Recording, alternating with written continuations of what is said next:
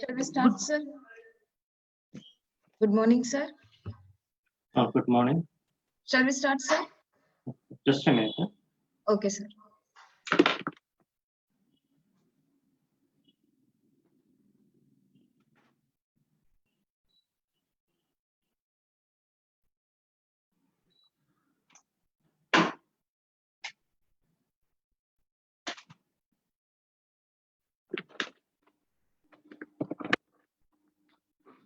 Hello.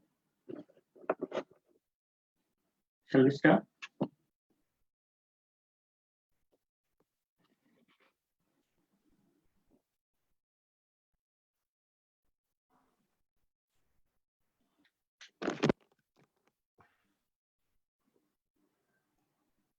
Guru Brahma, Guru Vishnu, Guru Devo Maheshwara, Guru Sakshat Parabrahma, Tasmai Shri Guruve Namaha. Good morning, one and all. Myself, Dr. Meenakshi, second year PG Scholar, Panchakarma Department. I take this great privilege to welcome you all to the 15th session of Karma Sadhana National Level Webinar Series on Basic Sports Injuries and Their Management.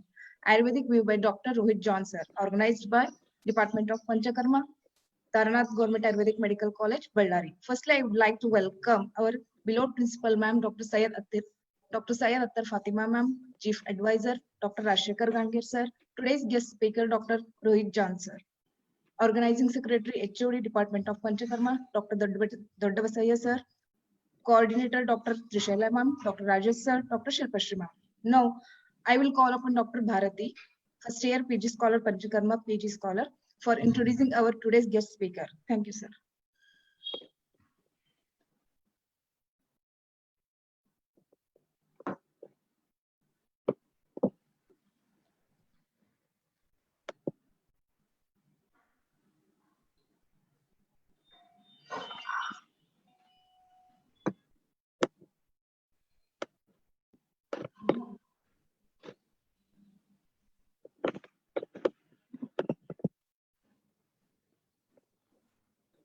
Morning.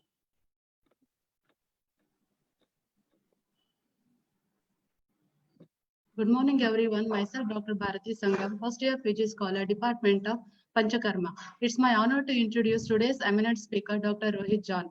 Sir pursued his BMS degree, Parasani Kadavu, Ayurvedic Medical College, and post-graduation in Shalya Tantra from Munial Institute of Ayurveda Medical Sciences, Manipal.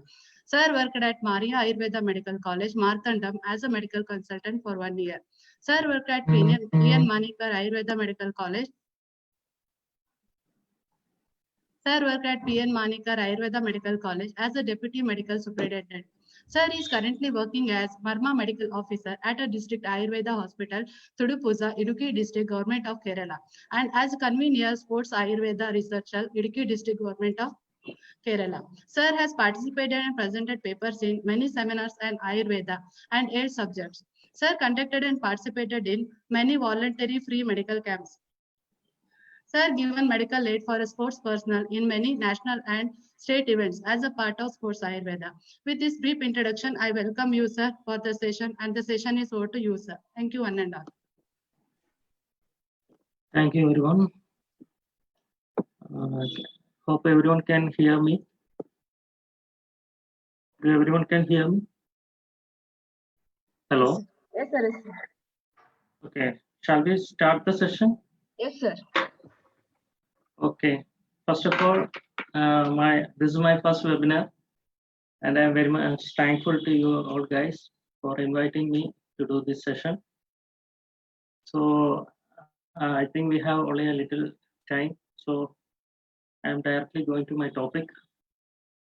So our topic is basic sports injuries. First of all, I am going through the sports injuries that we face here, and also the management, what we can do in our science. Okay, shall we move to the subject? Yes, sir. So going to the introduction. So everyone obviously knows sports injuries. Sports injuries, it's injuries. It's happening to the athletes doing sports events. So the injuries can be broadly classified into an acute as well as chronic. Acute stage we can say that it's an injuries which happen as a result of sudden impact. So which leads to a condition of pain, immobility, and also inflammation. And another one is chronic. Chronic means it's a long time. It's happened as a course of in due course. The injury happens on due course, and the sportsman will due to it can be also mentioned as it due to the repeated strain injuries, or it's a overact or overuse of his joints. The patient feels or the athlete feels pain in the shoulder, knee, ankle, low back region, according to the nature of his sports activity. For example, for a football player, the mostly his ankle, knee, etc. So the common sports injuries that we are facing nowadays on different sports events are sprains, strains, fractures, overuse injuries, wounds, epiphyseal injuries, stress fractures, and dislocations. So what are the main problems? Why this is happening? So the main problem is one is poor training method. The next one is anatomical abnormalities, poor physical and mental strength, and the environmental factors.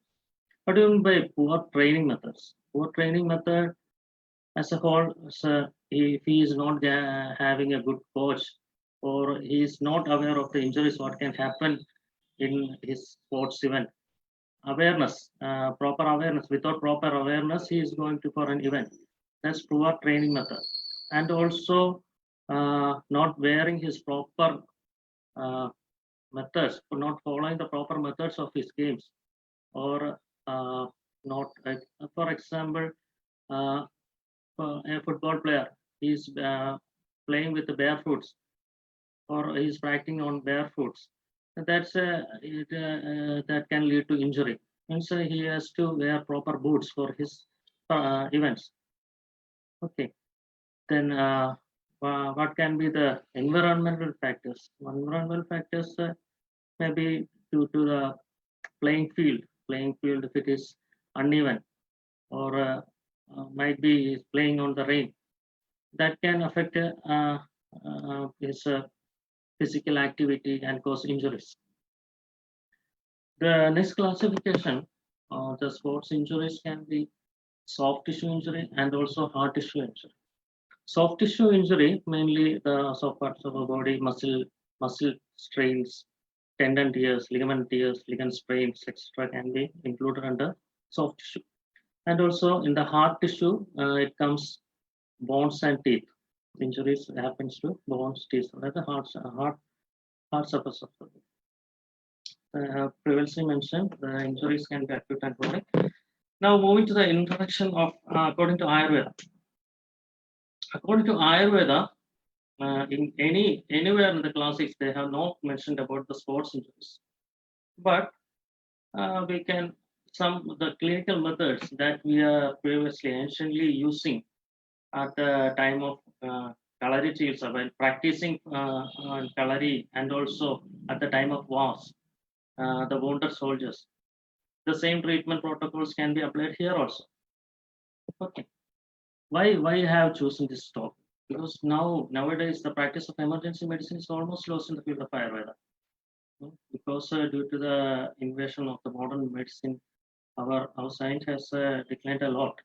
So I think this is an opening for us. Sports Ayurveda, sports or the introduction of Ayurveda in the sports field or the emergency management. It's an opening to the public. We can show us that we can also practice emergency management. We can also give better results in such conditions. Okay, so it's an eye-opening to all.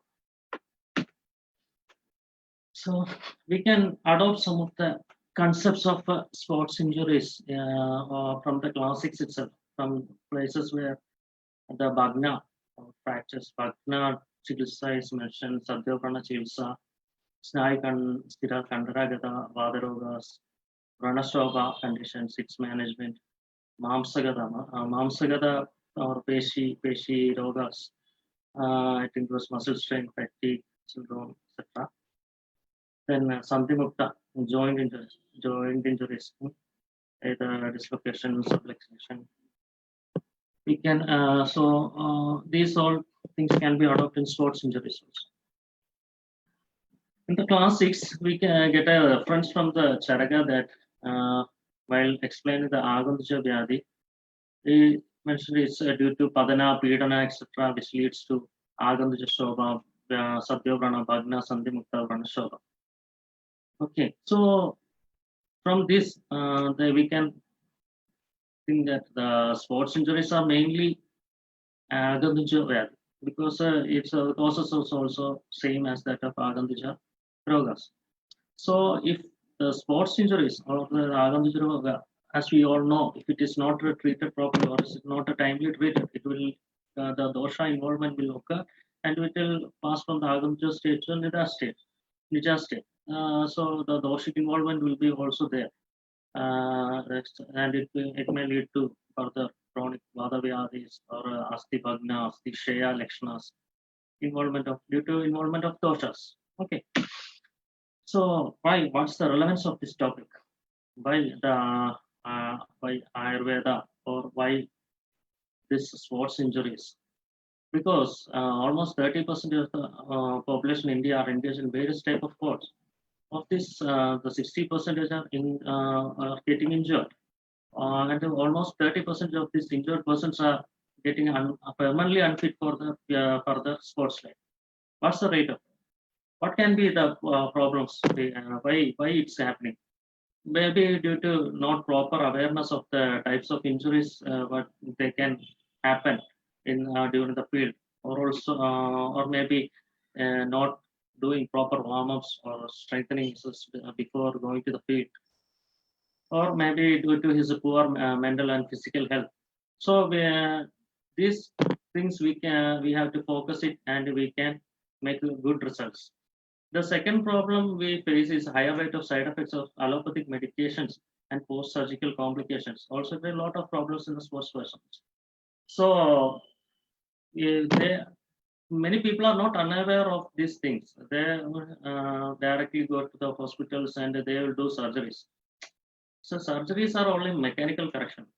And if they are not going for any further rehabilitation or physiotherapy, his functional ability is lost, and he can't do his performance as well as previously. So, and also in the medications, a lot of side effects we are seeing in the allopathic medications. So in Ayurveda, So main is we have not much adverse effects in our medicines, and and our science it deals with the third point. We deals with the preventive, curative, and rehabilitative aspects of sports injury. Thus, we already know the slogan, Swasthasya Swasthirakshanam Adurasya Rogaprashamana. Also, the person who is healthy, uh, we can stay in that healthy mode by taking proper treatments, proper Panchakarma therapies regularly, and also in the curative aspect, we can do Nidana Parivartana or some Prapti Vikatana according to the Avastha. And rehabilitative, or we can include yoga, again, yoga practices, Pancharma therapies, etc., to regain his normal state. So, what's the aims and objectives of this topic? Aims is to establish and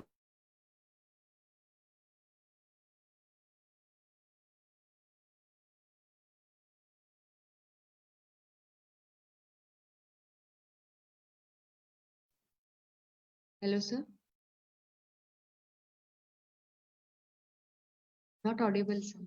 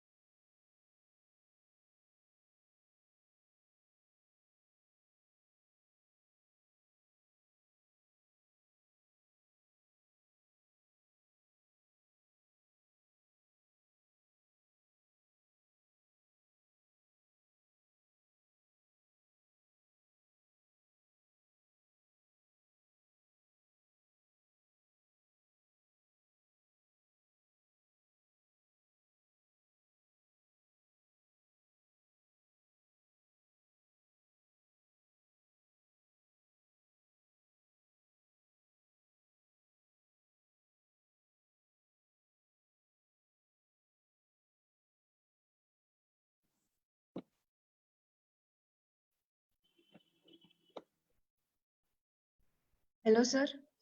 hello. Yes, sir. Yes, yes. Can everyone see? Yes, sir. Yes, sir. Share PPT, sir. Yes, yes. Sorry for some network issues. Can everyone see? Yes, sir. Okay, shall we continue? Okay, I have spoken the third thing, the aims and objectives. We are discussing about the aims and objectives. It's a challenging phase. Challenging phase is on-field management of sports injuries because because the sports persons they have they need very quick action because they need to.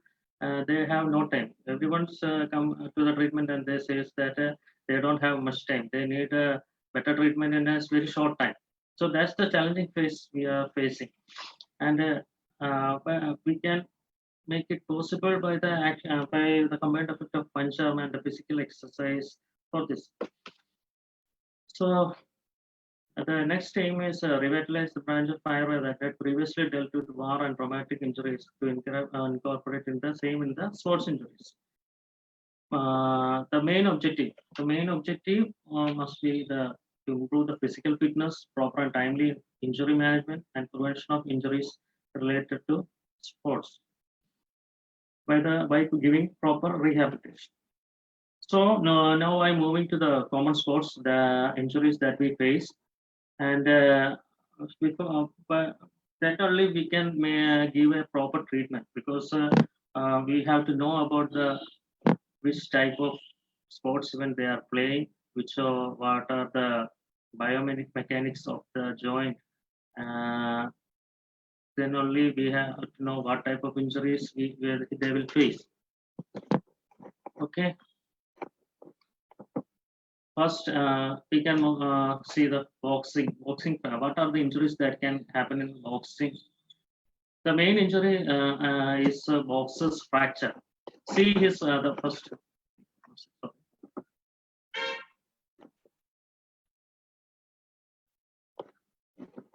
See, while punching on a hard object. Okay. So mostly his fifth metacarpal is going to hit on this hard on his chin, and it leads to the fracture of his fifth metacarpal. That's also called boxer's fracture. Then other injuries are cuts, bruises, concussion. Concussion means a violent hit on the head. This concussion might be dislocated shoulder. It can happen while resisting or defending the opponent's fight.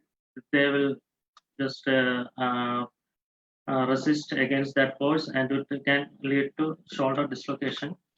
See, this is the fracture site which occurs in the boxer's fracture. This is the usual method.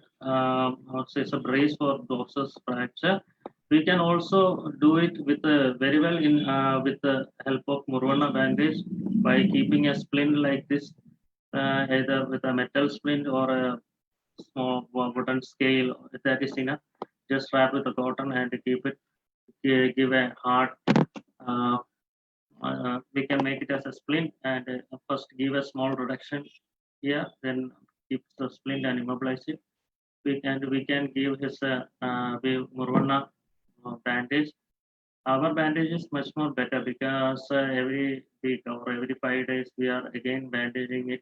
So the range of motions will come and his physical activity will come very quickly. Now moving to the football injuries, it's a very violent game because it's one of the contact sports. A lot of injuries occurs. Almost all outdoor games get more injured than indoor games. The main injuries that we face in the footballs are one is a pulled muscle, so either hamstring or as well as quadriceps. It may be the ligament injuries. And these are the main ligaments of knee, ACL. It's anterior collateral ligament, posterior collateral ligament, medial. Anterior cruciate ligament, posterior cruciate ligament, medial collateral and lateral collateral ligaments. We will discuss later. And the major sports injuries, the ankle injuries, knee injury, and shoulder injury.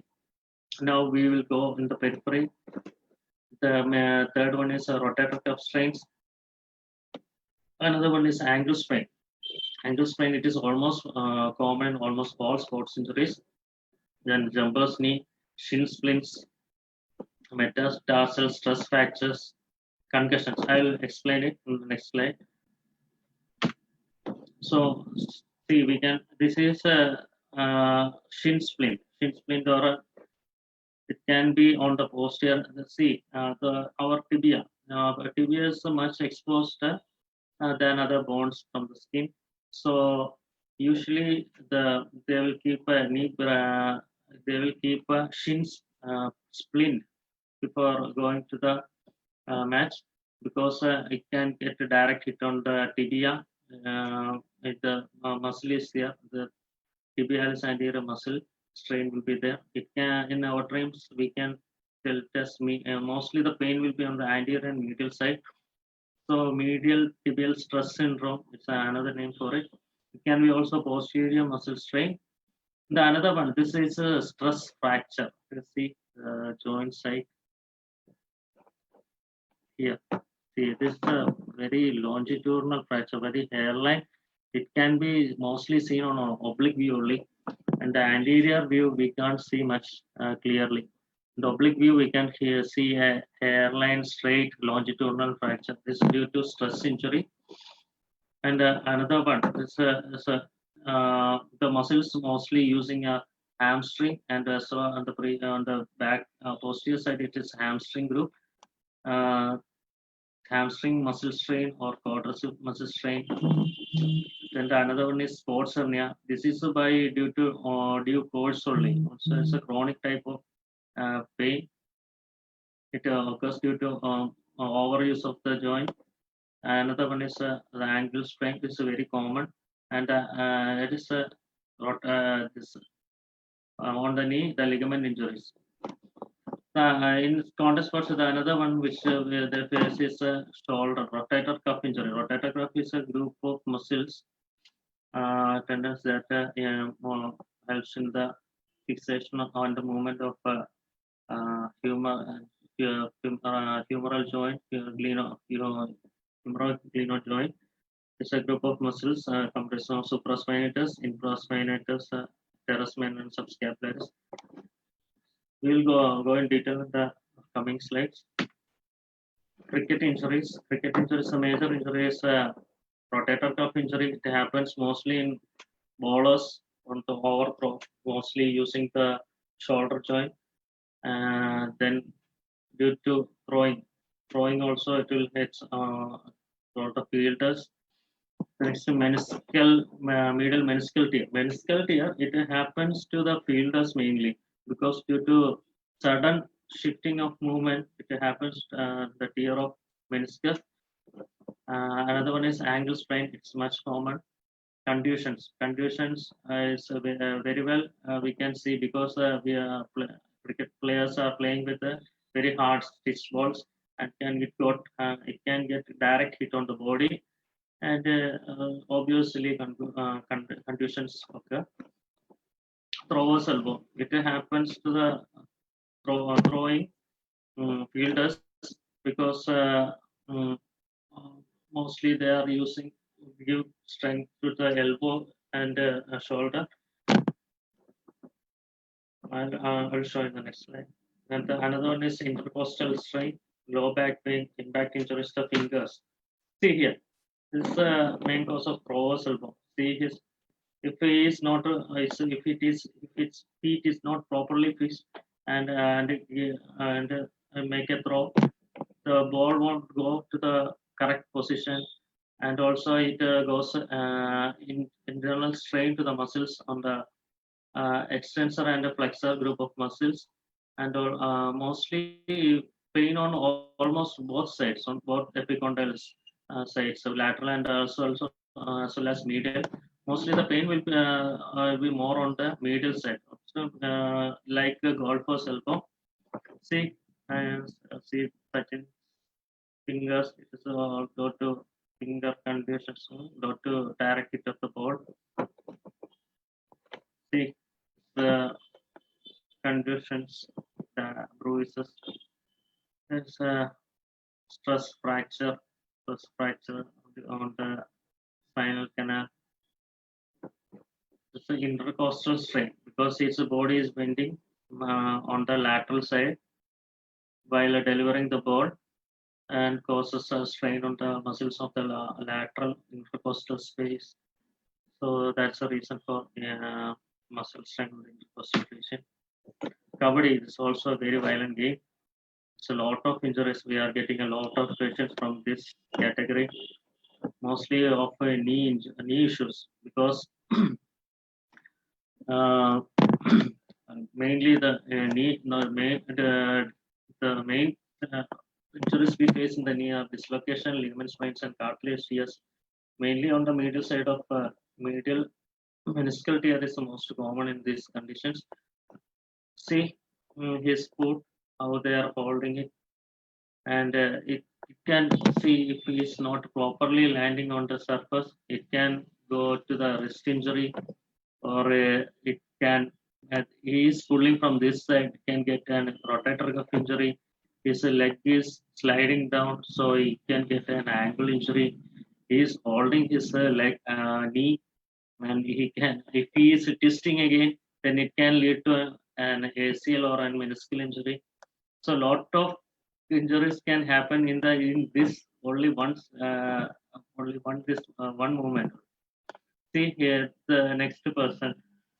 He is holding his hand, and he is sliding on that side. His other hand is waving, and if he is falling down, it can surely got injury on the shoulder, might be on the knee and ankle, and he is holding his hand too. And if it is twisted, it may lead to a rotator cuff injury and might worsen it, might go to a shoulder dislocated condition. Same as here, he is a chance of getting a wrist injury here. This overriding, he is overriding. He may get an injury to the face or head if he is not properly landing. Here a twist of knee or ankle possibility is there. So a lot of injuries can happen in the knee, because the opponents also fall on his knee. So injuries will be very worsen, and sometimes it may lead to surgical issue also. Swimming injuries are not much not that much severe, but if the person is not taking, so if he is not, if the muscles of muscles are not much warm, and he is not strengthened properly before going to the event, it may lead to muscle, neck and shoulder pain, rotator cuff tendinitis. The chance of tendinitis are more rather than tear. If it is giving violent motions without proper warming up, then a chance of tears are there. The main another main symptom, shoulder impingement syndrome. The pain will radiate all over his hand. The another thing is low back pain. Then it's bicep tendinitis. Bicep tendinitis are very common because the muscles, while diving and swimming, the muscles they are mostly using our biceps. Next one is fencing. Fencing injuries are not much severe, but the injuries to hamstrings are very common because they are doing very fast movements. So they are staying silent, and the next to the opponent they will give a violent movement. So they will give more support to the leg. So mainly on the hamstring muscle. So injury to hamstring is more, and contact injury is also there. Contact injury is not much harmful, and it may lead to some bruises and all. That's then ankle injuries. That's common. Taekwondo, they are, I think, not much are aware of this type of injuries. Taekwondo, it's a normal game in our country itself. Taekwondo, they are using mostly their legs only. So overhead injuries are very common. Hitting on the back of head or neck can lead to neck pain. Concussion is very common because they're getting violent hit on the head, leads to concussion. Another one is back pain, meniscal injury. Meniscal injury can occur if his leg is not properly landed. If the other opponent is blocking him, then might get injury to the knee, which is stabilizing on the ground. Then collateral ligaments are very common. due to blocking of leg. Okay, moving to the next slide. Sabbatacro. It's a reverse of volleyball. This also, I think, no one is much aware of these types of games, but it's very common in Commonwealth games and in almost all states. Sabbatacro, it's a type of reverse volleyball. They call it a reverse volleyball. Here, it's like a volleyball only, but they are using their legs. So here we can see how they are gliding up and making the shot. If he is not properly landing, surely his leg is going to get strained. So main injury is hamstring pull. See how much they have to extend their legs. So it's a chance of getting hamstring strain. Then sprained ankles. Sprained ankles obviously it can get if he is not properly landing. Ankle sprain is very common. Then jumping knee injuries as a result of jumping, kicking, landing, etc. Tendinoid injuries is a very less injury. Only some and finger injuries are there, like mallet finger. So by keeping a brace, it's a brace is enough for the recovery, and we can do some labas or Morona bandage. That's very less injury. So we are moving to type of injuries which is common. And, one is concussion. Concussion, it is almost there in almost contact sports because they are focusing on the game and they are not much focused on the opponents. So there's a chance of getting direct hit on the head or shoulder elbow hit on the head. So a violent jerk will be there on the head inside. The cranium will be intact, but the brain cells will go to jerk. It will lead to concussion. But we will see the signs and symptoms what we can see on the concussed teammate. So the patient may go to loss of consciousness. Then he can feel balance problems. I think in our childhood days and school days, we have while we are playing, we have lot of like concussion injuries because we usually get hit by others' head. So like this, I think everyone has seen like this glazed look in the eyes, like stars are glittering from our head, inappropriate laughter or crying. It's all are adverse types where then the patient might go to amnesia sometimes. Mostly he'll be is in the confused state. He is out of his environment. If we ask about something, they will be not aware where I am standing or where what I have to speak. They will sometimes give answer to some other things. So these types of things can be seen in concussion symptoms that these things we can see from the opponents concussed person. This we feel if we are got a concussion, the things we will experience some physical experience, that is we feel heaviness to the head, dizziness or nausea, headache like things, lightheadedness.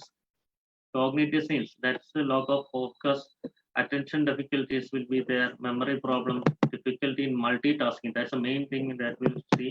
Multitasking is very difficult in such conditions.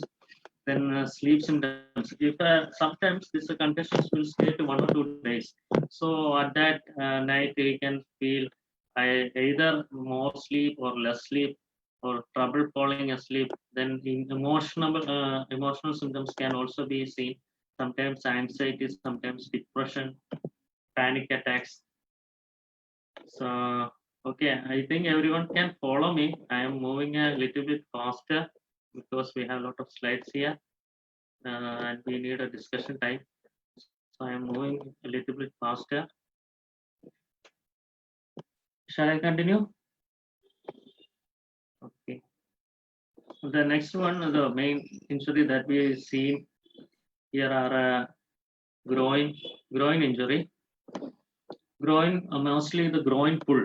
It's mostly seen in athletes. Athletes, if it is not given properly warm-ups and strengthening before going to event. The main problem is if he is dehydrated, the muscles won't get enough oxygen supply, and due to this, the pain will be there mostly on the groin region. It's mainly due to strain of adductor longus. Sometimes if it is getting violent motions, then a chance of getting tear to the adductor longus mainly. This another one, iliotibial syndrome. So that's ITBS. We commonly say it as ITBS. It is a band extending from the lateral aspect of knee to the inferior lateral femoral condyle. It is mainly happens to runners or cyclists. This due to repeated motions, due to repeated cyclic motions or repeated running motions. The band will give friction to the femoral condyle, and it will pain will elicit from here, and it will extend up to the knee. Another one is Osgood shatters. It's a knee injury. It's mostly seen in young adults. It's a mild injury, but it is also due to overuse of the injury. So because they have just crossed the epiphyseal, they are on the epiphyseal, but its bone growth is not completely maintained. So it's this tuberosity is the main affected site. There will be the patellar ligament will be pulled up, so there will be strain on the tibial tuberosity. Sometimes there will be a small avulsion, fracture can also be seen. This proper rest is there. The modern modern science is I think it's a take rest is enough, but the recurrence rate is more. So usually we do bandages. Bandages with Morvana is enough. It's an immobilized for 2-3 weeks, and it can be in the normal state.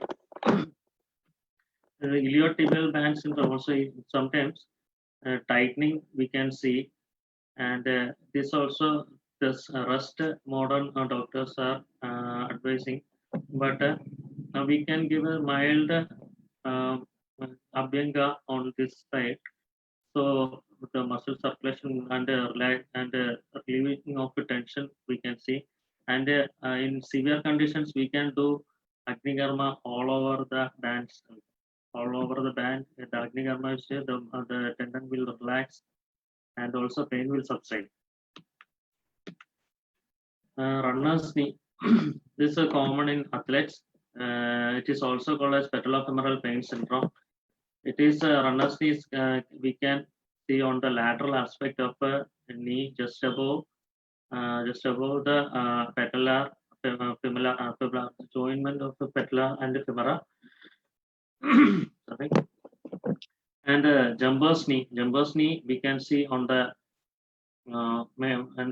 anterior side itself, just below the see. It is also called as patellar tendonitis. It's a small tendonitis. As a mild swelling will be there. Just below the patella, we can see a small inflammation. And another one is anseris bursitis. It is seen on the inner side, on the medial side, below the insertion. But we can see on the medial side, just on the tibia and tibial proximal end. See, it's intertendinous bursa. It's a bursitis actually. Almost 14 bursas are there around in and around the knee. It's one of the bursitis common. Inflammatory condition of the bursa, insertion of here the three muscles are inserting the sartorius, gracilis, and the semitendinosus. It is the inflammatory condition of the bursa on this insertion. The next one, ankle sprain. Ankle sprain we will go in detail on the coming slide. The main types of sprains are inward on the lateral side, medial, and high ankle sprain. Lateral sprains are mainly due to inversion on the inversion moment. This is the most commonest type. The another one is eversion, and this is high ankle sprain.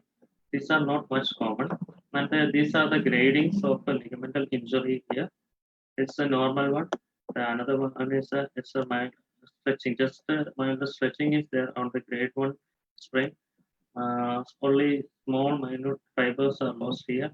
Here in grade 2, some fibers are lost. We can see like a cut here. And a grade 3. Grade 3 strains are a complete tear. Complete tears can't be joined without surgery. So without surgical correction, complete tear can't be healed. See, it's inversion motion. It's a normal joint. Inversion motion goes it's an inversion motion. Then I will explain it later. It's a normal ankle joint.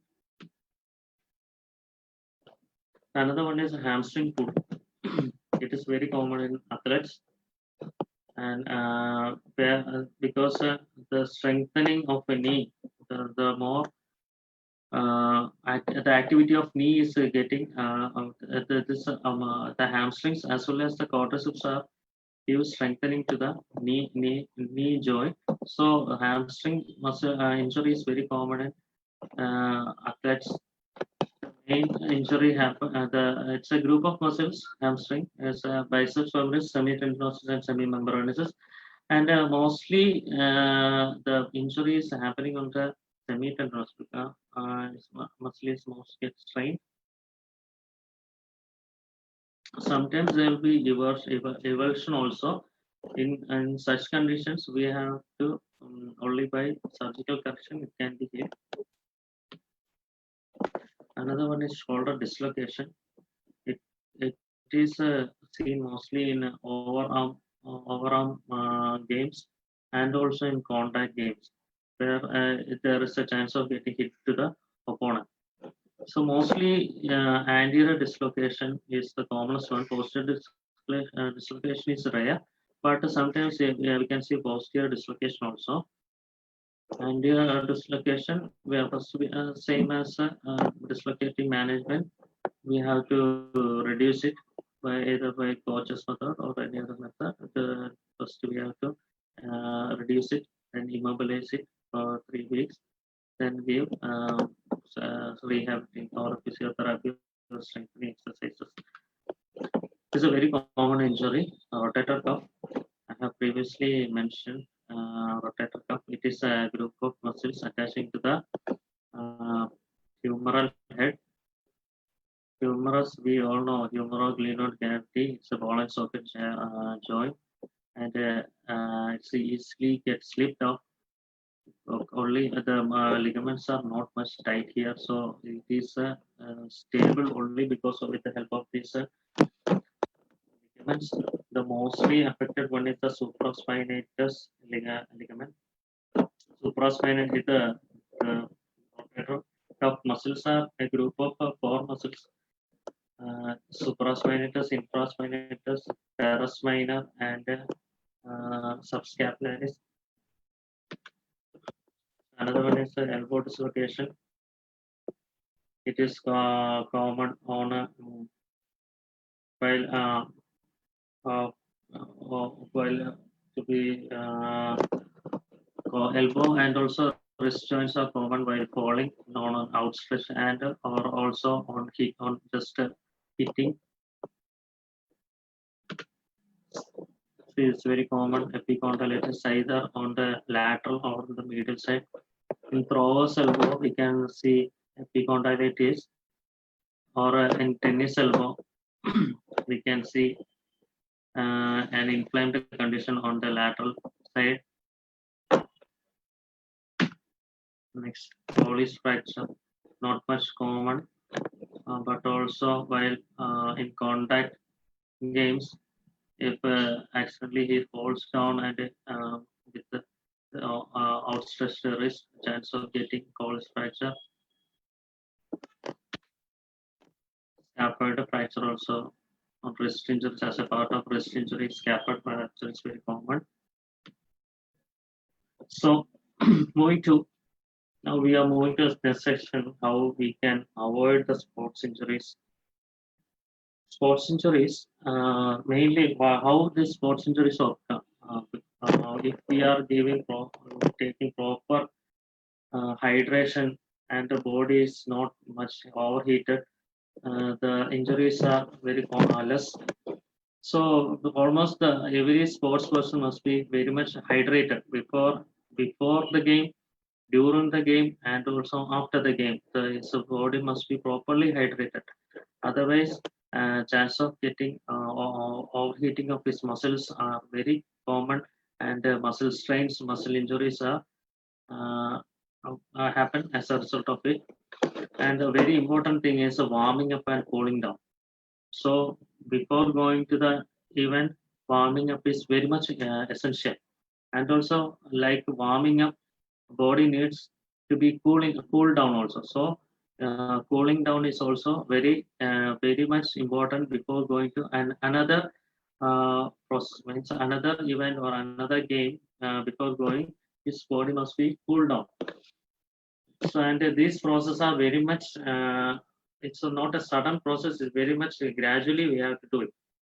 The right equipment. Right equipment. I have already spoken the first or second slide. That's a proper using of his boots, proper using of his instruments, proper playing with the football, playing with a cricket ball leads to injury to an ankle or feet. So I am focusing on some of the joints which are mostly getting injured. One is ankle sprain. Everyone know ankle sprain is very much common. First, moving to the anatomy, ankle joint comprises of three joints. The main one is a talocrural or ankle joint. It's a synovial hinge joint between tibia, fibula, and talus. See in the inferior border of tibia, fibula joints with the ankle mortise. This is the ankle mortise. Talus is a tendon within the mortise of tibia and fibula. Talus, we can see here, talus lies within inside it. It helps in the motion of extension, dorsiflexion, and the plantar flexion. So it helps in the dorsiflexion and also in the plantar flexion. The next joint is a subtalar joint. It lies between the talus and the calcaneum. It is separated by talus and calcaneum. It is having a posterior and also anterior side. The motion is inversion, reversion, and anteroposterior gliding. It helps in it. And another one is inferior tibiofibular joint.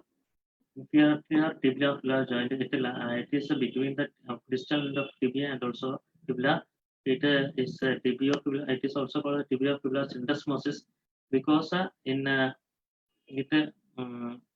helps in the it gives a stability to the knee. Sorry, stability to the ankle joint.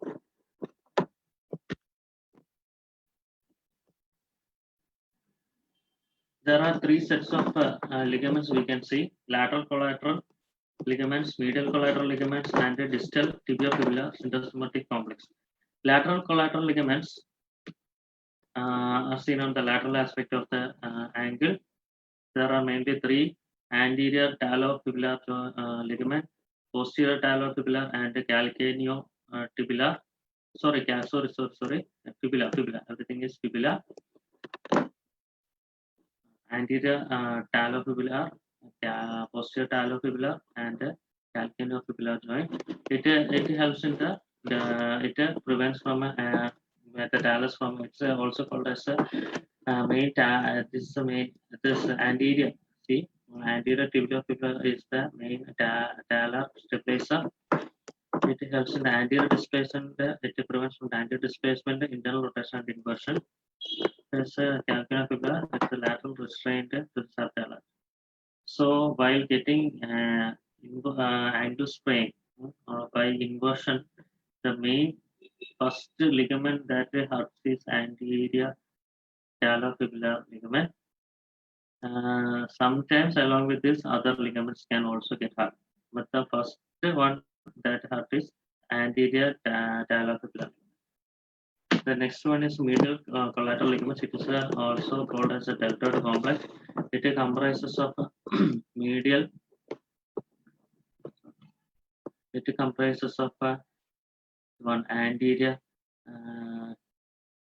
tibiotalar, posterior tibiotalar, and calcaneal tibia, and also one extra is there, that is it has an attachment to the navicular tube, that is a tibio-navicular ligament.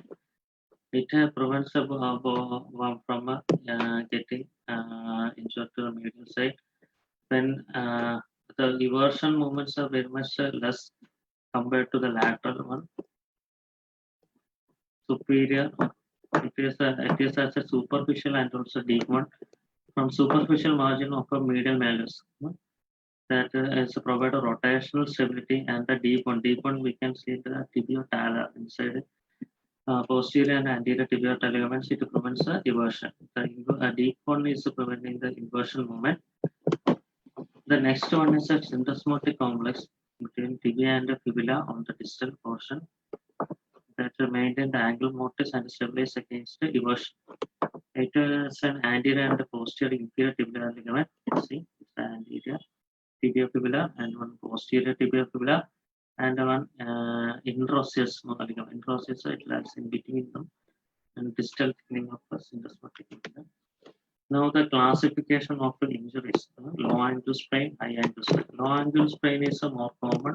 From the lateral ankle sprain is it is also called as classic sprain, 80 to 85%. And another one is medial ankle sprain. It is 55 to 10% only. High ankle sprain it's also called a syndesmotic sprain. It's a 5% to 10% only. See this picture. It's a common type. It comes under low ankle sprain. It is due to its inversion of its foot. It leads to lateral ankle sprain. The commonest plantar flexed foot. See, this plantar is flexed foot, and first ligament that affect is anterior tibiofibular ligament, and if it is more, it's a violent motion, or it's a more inverted, then chance of getting a rupture to the other ligaments. The next one is a medial. Medial is not much common. Some violent hit on the lateral side of the knee leads to medial eversion movement. See, in this case, the it's a deltoid ligament, deltoid complex is got here.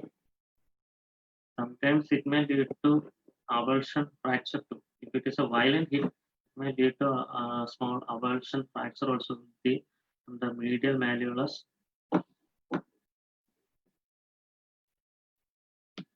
Next one is high ankle sprain. This is it's like a twisting force. If the eversion movement from the foot and also from the inversion motion from the complex, this both at a time goes to it may sometimes leads to fracture to it will cause fragments will be one medial malleolus fracture, avulsion fracture, lateral malleolus, and also one third fracture here on the side of the anterior side can be also seen. Sometimes if it is a very violent force only, it can be seen. Generally tends to be less swelling. High ankle fracture swelling will be very less, but the pain is very severe and long lasting. Because this syndesmotic joint is stabilizing the angle mortis, and the change of it will go to instability of the foot, and also the pain will be last for longer periods with the swelling. So syndesmotic ligament injuries contribute to chronic ankle instability and are more likely to result in recurrent ankle sprain. Here in conditions, here is RSI conditions. So recurrent ankle sprain is seen in such type of injuries. So this grading we have already seen in previous slide. So in grade 1, the ligament tear will be none, and grade 2 it will be partial, and grade 3 is complete. Loss of functionality, grade 1 it is minimal, grade 2 is some to some extent, and grade 3 greater extent. Pain will be minimal in the grade 1, moderate in grade 2, and severe in grade 3. Swelling also minimal, moderate and severe. Ecchymosis, grade 1, there is a discoloration we can see. No, in grade 1, it is normally not seen. Grade 2, mild hematoma, hematosis we can see. Grade 3, there will be discoloration, we can say ecchymosis we can see. In grade 1, difficulty in bearing weight can be none.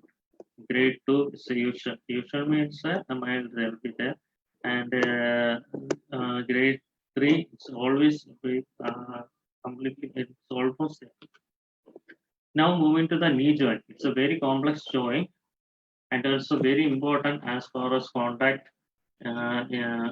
games are concerned. We can see the knee comprises of mainly 3 bones: tibia, patella, femur. Fibula is also there, but it do not participate in the articulation purpose. Femur, tibia, and knee, and also patella are the main bones here. And it has a group of ligaments, mainly 4 ligaments. It's frontally and anterior side. We can see that this is the anterior cruciate ligament, the posterior cruciate ligament, medial side, medial collateral, and lateral side, lateral collateral ligament. This is medial and lateral meniscus. This is another cartilage. So anatomy of this plain or peripheral anatomy. Femur consists of mainly 3 bones, which just articulating purpose: femur, tibia, and patella. And cartilage consists of meniscus. It's a crescent-shaped disc. It acts as a shock absorber to knee. Medial is the inner side of the knee and is the largest of the 2. Lateral is on the outer side of the knee. The articular cartilage is another one, on the femur and top of tibia and back of patella. As you see, this on the femur and back of patella and on the tibia, they are very shiny. And ligaments we have seen ACL, which prevents femur from sliding backward on the tibia and tibia from sliding forward to the femur. So if the ACL or anterior cruciate ligament prevents the knee from going backwards or backward or forward, PCL helps in sliding backwards, anterior from forwards. Medial and lateral prevents the knee from going on the sideward side. Then the tendons as a band of soft tissues to provide stability. It gives us stability to the knee. The largest is the patellar tendon that we have seen on the anterior side, runs from thigh and attached to the quadriceps. And the muscles are mainly which helps in the which strengthen the knee is the hamstring and quadriceps. Quadriceps are 4 group of muscles that strengthen the knee, and the hamstrings are 3 muscles at the back of the thigh that helps in bending. And the gluteus muscles just helps in the positioning of the knee. Joint capsule is filled with the synovial fluid. It helps in the nourishment also and the movement purpose. But there are almost 14 muscles there in the knee, which reduce the friction between tissues of the knee. Knee examination is very important. We have to, while examining, we have to look for any abrasions, ecchymosis, or localized swelling. This gives a clue of the magnitude of force and the mechanism of injury.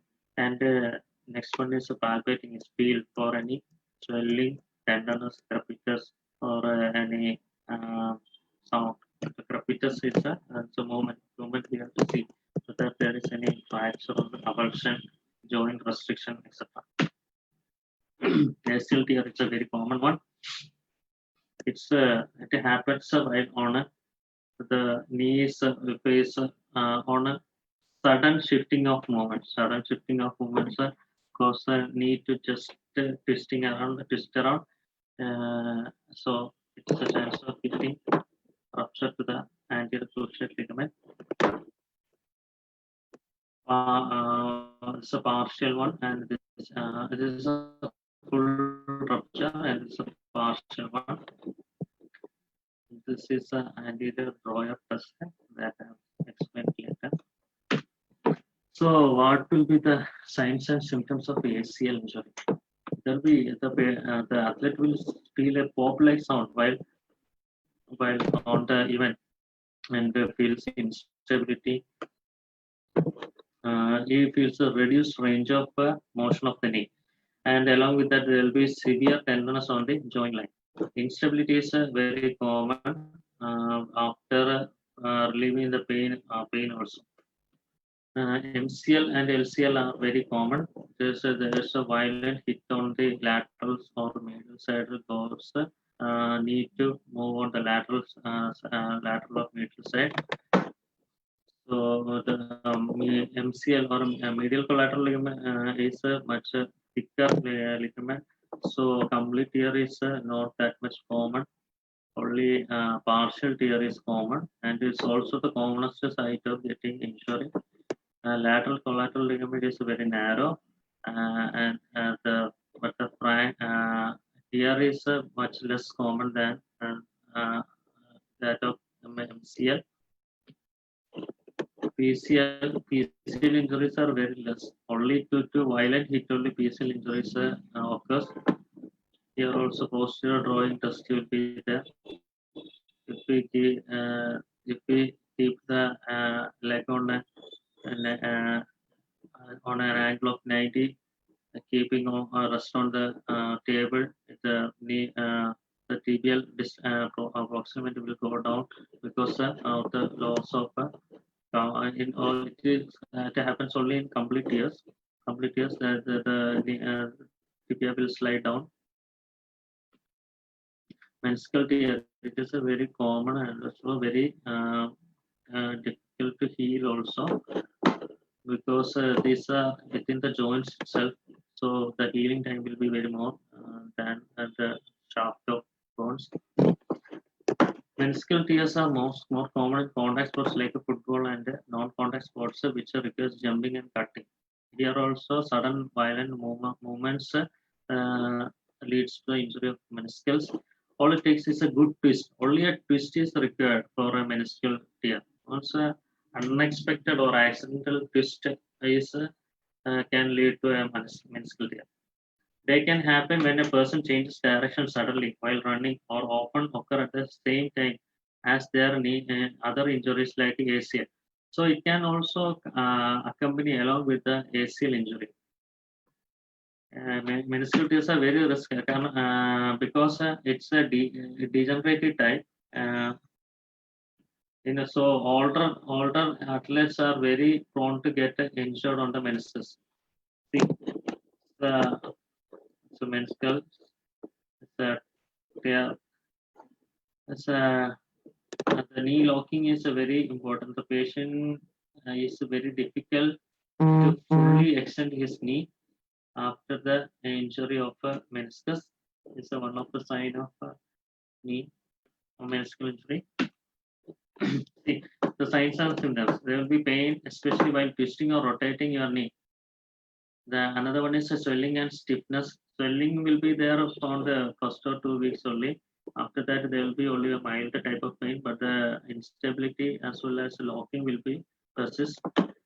Typical complaint is joint locking when the affected person is unable to straighten the leg fully. It's very difficult to straighten his leg fully. Another a clicking feeling while moving. It's like a click. There's a crepitus you can feel. Sometimes feeling of knee is giving up. That's I told it's instability. Meniscal tear, there are different types. Intersubstance, that is within the or incomplete tear. It is within the meniscal, inside the meniscus, and it by giving rest and immobilize it, it normally it heals well. Radial tear is it's a meniscus that it is mostly from the inner side it occurs. Radial tears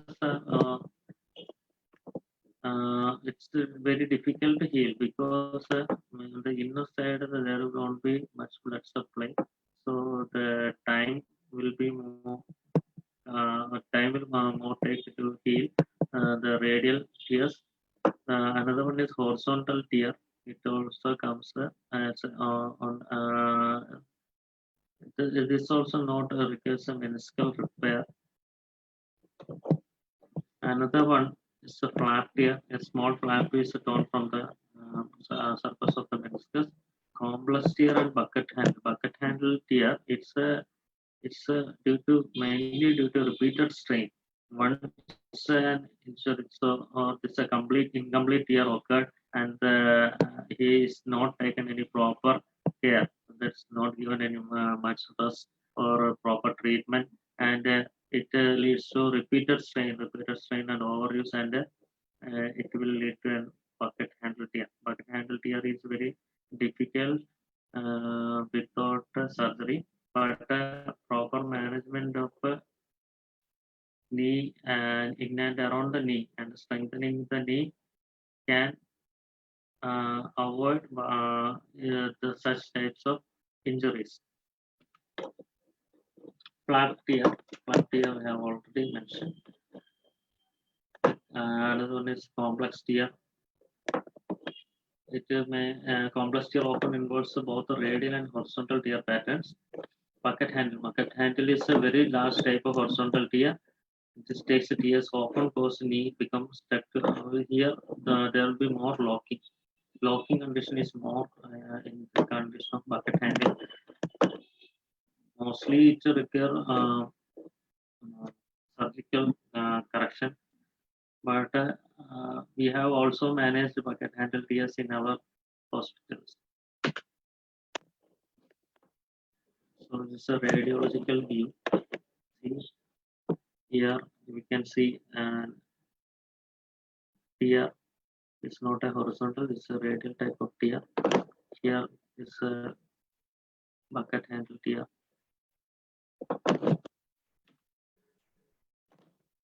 So now special test for part of the test we have to do while a person come with injury of knee.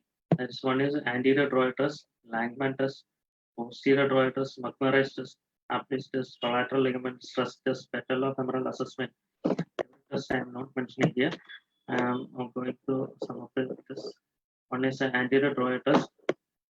That's this is to rule out any ACL tear. So the knee should be flexed in a 90-degree flexion and keep it on a surface. The doctor has to sit on his foot and give a small draw. Keep the thumbs on the joint and just draw it forwards. If the laxity is more than 5 millimeter, then there's a chance of ACL injury. But on clinics, we should avoid such type of things. Only one person should do, because he might be coming with an incomplete tear. By always doing it, it can from incomplete it can cause a complete tear. So we should avoid doing further examinations. Only one is enough. Next is posterior drawer test. Is also for assessing any posterior cruciate ligament injury. Patient in supine position, knee flexed to 90. Some positions foot and grasp one around the calf. Posterior force. Give posterior force if the tibial glide inside the knee, inside the tibia glides inside, then we can come to a conclusion that there is an injury to posterior cruciate ligament. Another one is McMurray's for doing a meniscal injury.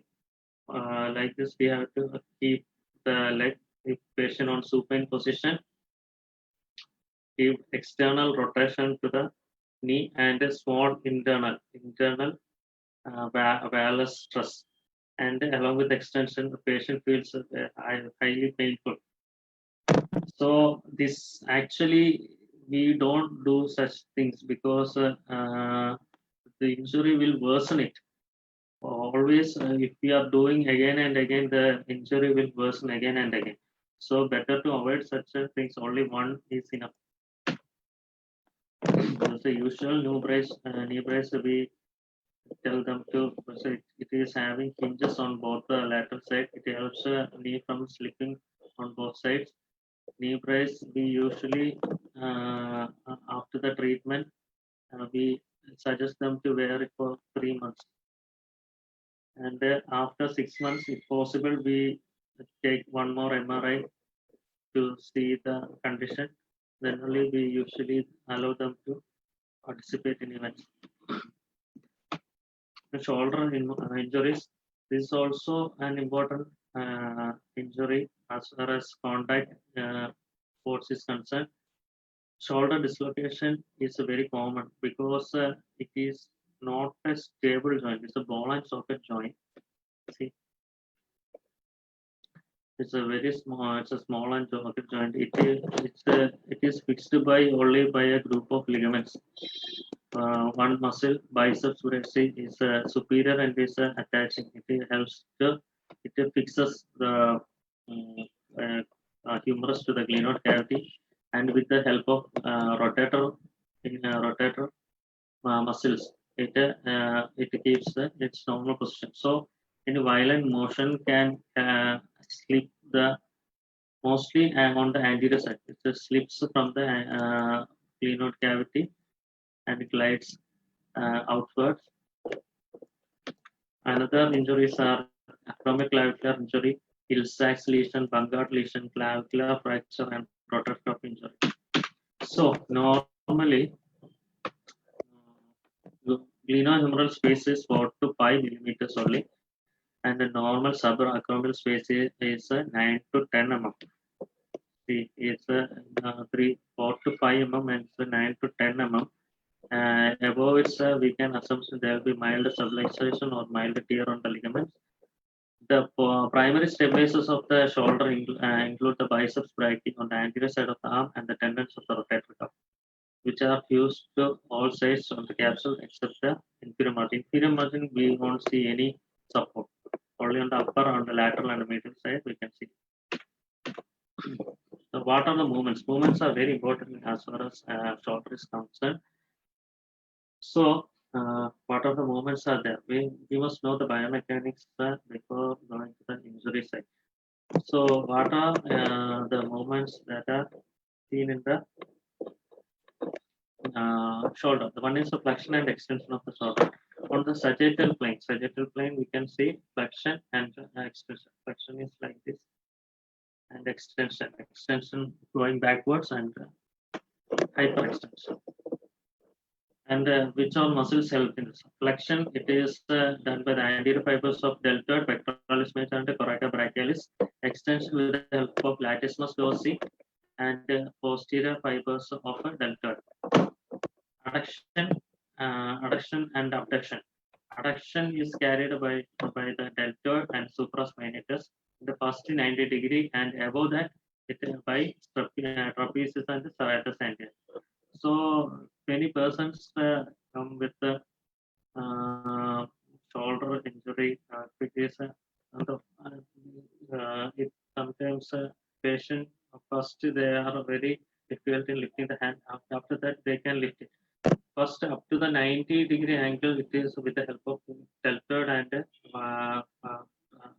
with the help of the deltoid and supraspinatus. After that, it is due to the trapezius and serratus anterior. If the deltoid muscle is wasted or any problem with the mostly the injuries will happen to the supraspinatus, rotator cuff injury, supraspinatus, and if it is not properly healed, it will be very difficult in lifting the hand. But after constant doing, they can lift the hand without the help of supraspinatus. Only with the help of deltoid they can lift the hand.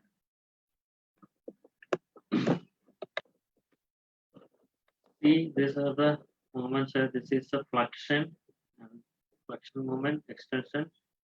Below again is hyperextension, adduction and abduction. Adduction is with the help of a adduction and abduction. It's horizontal abduction and horizontal movement, horizontal adduction and abduction on the transverse plane. Medial and lateral rotation is also called as internal and external rotation. Medial and lateral. Medial side and lateral. Medial rotation, lateral. Medial rotation is carried by the anterior fibers of deltoid, teres minor, subscapularis, and pectoralis major.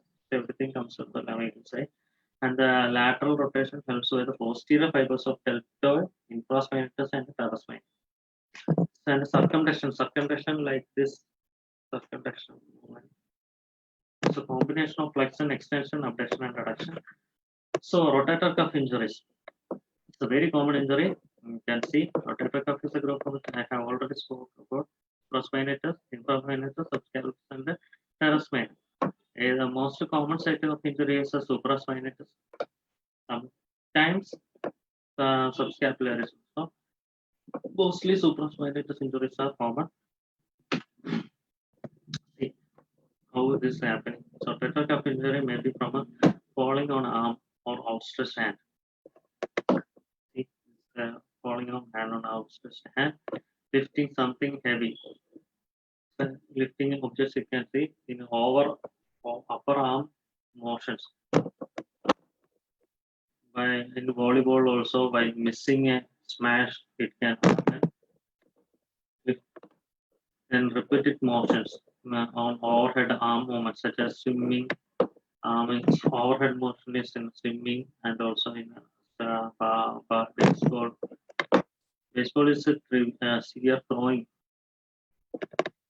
weightlifting, everything, and all such conditions. Rotator cuff injury. What are the symptoms we can see? Symptoms of rotator cuff injury include pain and tenderness on the shoulder, pain on elevating the arm, and weakness of the shoulder. Pain when sleeping on the affected side. These are the main symptoms we can see on a rotator cuff injury. Tears may be partial or full thickness and occur as a result of injury, and sometimes due to degenerative process. Complete or thickness tear occurs as at a near to attachment of tendon. Complete tear is not much common. Sometimes it can happen also. Due to some vigorous movements, complete tear also can happen or due to direct hit. Shoulder dislocation is also another major issue. It happens on contact injuries. See here. So shoulder, we know shoulder is the ball and socket. Head of the member articulates on the cranial cavity. Shoulder dislocation occurs when arm is violently forced out and close. Either may be due to contact force or prior dislocation. So repeated frequency dislocation. Once it is dislocated, there is a chance of getting repeated dislocations because its ligaments will get loose. Relax. Now, what are the symptoms we can see? So in the X-rays and radiology, we can clearly see this anterior dislocation. It's a dislocated from the cranial cavity. Inability, he can't touch the opposite side. He can, if the shoulder is dislocated, he can't touch the opposite side. Even hillside lesion, it's a common one. It's a condition in repeated. It can lead to repeated dislocations because in here, if it is not properly reduced or if we have reduced it with the force, usually nowadays we are adopting this automatic body involuntary by the help of body muscles, involuntary muscles. The dislocated joint will come back to normal. Just allow the patient to lie down on a table with his dislocated hand downwards, holding a small weight. The muscles will normally put the joint back to the normal position. It can be adopted. If it is a very acute condition, then we can do like that. Anyway, violent motion, or we can just reduce it to the Korch's method. That is also easy, but you should be very careful that it won't go for a Hill-Sachs lesion, because it occurs while we are doing the correction only. And see, Hill-Sachs lesion, after reduction, a portion of it will slide off. It will touch the glide on the surface, and a portion will be sloughed off. It is a forceful impaction of a humeral head against the anterior inferior glenoid rim when the shoulder is dislocated anteriorly. Anterior dislocation, while dislocation also, a small portion will be cut off, and mostly violent. If we are reducing, also there is a chance of getting a small portion lost. See this portion, a small portion is lost here. It's called acceleration. So in these conditions, there is a chance of further dislocation. Repeated dislocation chances are more. Bungard's lesion. It is also an anterior and inferior glenoid labrum. A small portion is swept off. This here we see, this is after a result of Hill-Sachs Bungard lesion can occur. The small portion will go, and the normally from the glenoid cavity, this the humeral head will glide downwards, and here there will be a small pocket type, and it will stay at that point. It will be dislocated, and they get fixed on that point. Acromioclavicular injury is also very common. Examination, if you are giving a pressure on the acromioclavicular joint, there will be severe tenderness. This here we can see it is the joint space is more than 9 or 10 millimeter. The grade 1 depends on the type, grade 1, grade 2, and grade 3. The broken collarbone, it's another issue we can face in the sports injury. Most of the cases, clavicular brace is enough. Just by placing a clavicular brace, the normal condor will come back, and it will heal it by itself. Only risk is the fragment is going downwards, and it will pierce any in internal organs like lung. There's we have to go for surgery. Now, what's the importance of Ayurveda? Now, moving to the Ayurvedic part, what all things we can do, and what is the importance of Ayurveda? What is the role? What's our role in this field? These are the conservative methods we are adopting.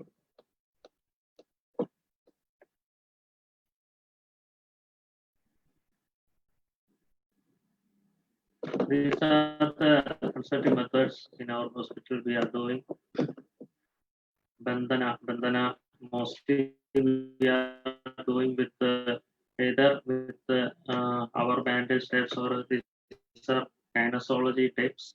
These are mostly we are doing on a online on-site on-field games. Then Upanaha bandages, Jaloga Vajarana, cupping is a modified form of Sringavajarana, Agnikarma, Leva, Dara, different types of gidis. In Daras also, then Kadi Vasti, then Siddhaveda,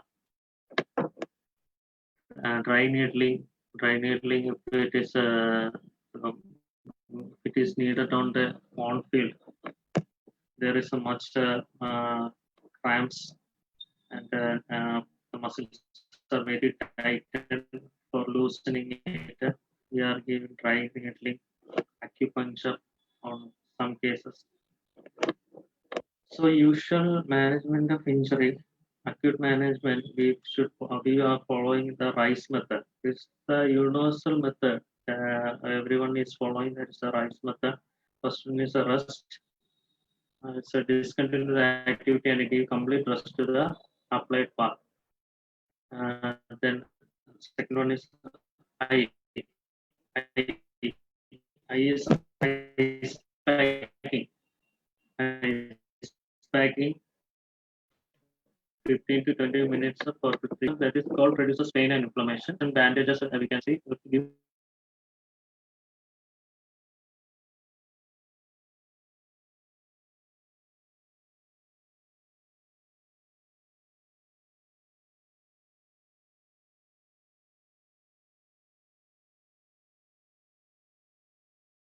Wait, he will. Hello, sir.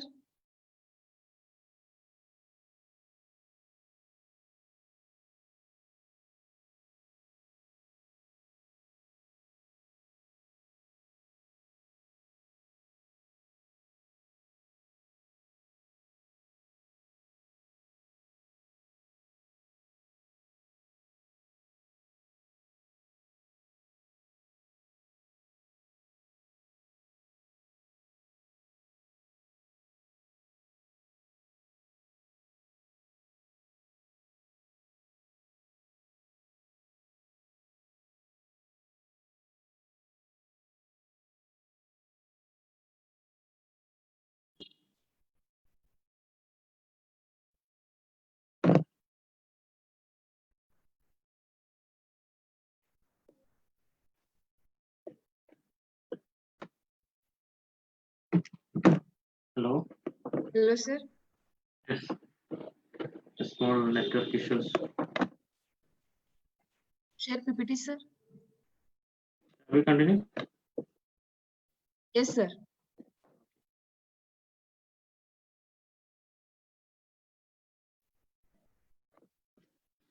Okay. The third one is compression. Compression bandages help to give stability to the affected part, and also it limits further damage. It helps in further damage and compression. Last one is elevation. Elevation is the injured part is raised above the level of heart. It helps to reduce edema. These are the four main things that we follow on mainly on the on-field side.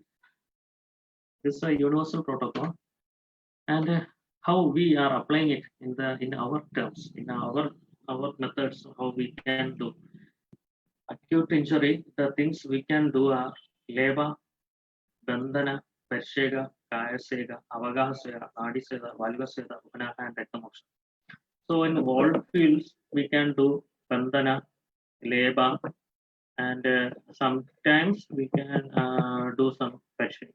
Parshega not like this, just urvana, dara or something. Levas mostly we are using there is a special type of preparation that we are using in our hospital. There's either Nagarati or Jadamayadi according to condition. Then along with that Nimbusarasa, Saindra Lona, Ganda Daiga, Danyamla, and special oil. Special oil is an oil that government is providing us for especially for sports persons. There are two types of oils, special oil 1 and 2. One is for acute type of injuries. Mainly the ingredients are that of Murona, along with that some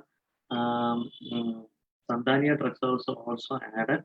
And chronic is due to another one, special oil 2 will be mostly for chronic conditions, due to repeated strains and all. We are giving them for regular usages. Mainly Dhanvantara everything is on the special oil 2. So this is a special type of preparation we are doing for labor purposes. It's on acute injuries or the persons come with any pain or inflammatory conditions. The first thing we are adopt is this type of labors. Along with that, we usually provide Dhanyamla Dara. Then in conditions of injuries. Mostly, if it is on the joint injuries, we do bandanas with the marona, plain marona bandage. Parishega is the main we can do with the either with the Dhanyamla Dara or with the we usually do with the Simula Shira Dara. Sega, Avaga also with again with the Dhanyamla, Adi Sveda, but I'll go in detail. So the Simula Shira Dara will adopt mainly in hemoarthrosis or very severe pain conditions. Along with that, if he is having severe pain, we add a scrum also along with that. 3 days the similar shara, pain will subside a lot, but it should not be applied on any open type of wound. The type of protocol we use, this is the main our Prakriti Sthapana is and make him not as far as a sports person is concerned. No, he's going back to normal means not on his normal. He have to play again. No, bringing back him where he has come from. Instead, from event he has to represent the next event. So we have Prakriti Sthapana in that sense we have to make. Shamana Uchada, internal medications we have to follow along with it. Bahya Kriya Karmas, which includes Levana, Areva, Omanaha, Vasti, Vandana, Sneha, Svedana, etc. Anushastra Karmas, it's also has a very prime importance in such conditions because with these procedures we can give them very quick results and for preventing further damage or preventing any injuries, we can go for designer treatments. These are the things we are using in our hospitals. For Samana Aushadha, we are using mainly for elevating pain and to strengthen the parts, tissue to regain the tissue damage. Kashayas, we usually for Dhanvantara mainly in acute conditions. As Dhanvantara Kashaya is mainly using Dasni Rendadi. Dasni Rendadi is so another name is Churi Dasnadi. Dasni Rendadi can help a lot in Vada and also in Rekta involvement. Also, Vada Paitika conditions is very good. Dasni Rendadi. Punarnavadi almost all type of shobas. Dasna Saptaga in Vada conditions. Mostly we are using our Dhanvantara Kashaya. Dhanvantara it's in almost in acute conditions.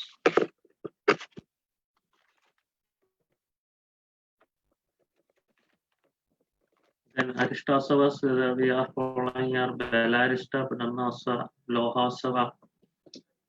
Lohasa, everything are for strengthening purposes. Draksha Arista, Ashwagandharista, Guligas, mostly using a Laksha, Gugulu, Pesharugulu, Abha, Gugulu, Sudarshanam, and Namaisa. Stylasa for internal applications. Then 101 Shirabala 101. If it is not available, we take 41. Then Balataila, Gandhataila, Maharaja Prasarni, Rasayana, and Rasayana drugs we usually use are Amrita Prasha, Ashwagandha, Ajamamsa, Narasimha, Chavana Prasha. Bahya Kriya Karmasa, importance. Here comes the importance of Panchakarma. Panchakarma therapy is a prime is of prime importance in case of sports injuries is concerned because other treatments can help to subside or relieve the condition, but the Panchakarma along with the internal medications it helps to complete recovery from his injury and he can come back to his normal stage. So the first one, Snehana, mostly Snehana, the internal Snehapana is much is not much using in our hospitals because mostly are young adults. They are very much some take for some we have given Snehapana because mostly the problem is the patients they are not having much time and they are not willing to stay more in the hospitals. So they always prefer quick relief and probably the internal Snehapana we are not much doing in our hospitals. But the Abhyanga is one of the main treatment we are doing. Snehana, besides being a chief Purva as far as Shodhana therapy is concerned, but in some places it acts as a Pradhana Karma too. So in Charaka Sutra, it's clearly mentioned, Nacha Abhigatam Abhigatam, Abhyanga series. As a regular Abhyanga avoids Abhigada caused by Abhigata caused by Abhigada. So, almost for strengthening purpose and also for immunomodulating purposes, we are using Snehana as Abhyanga in our hospital. In there, Acharya Nityam Sajara Samavada, reference from Ashtanga. So, why we are indicating is mostly in a general weakness. Along with that,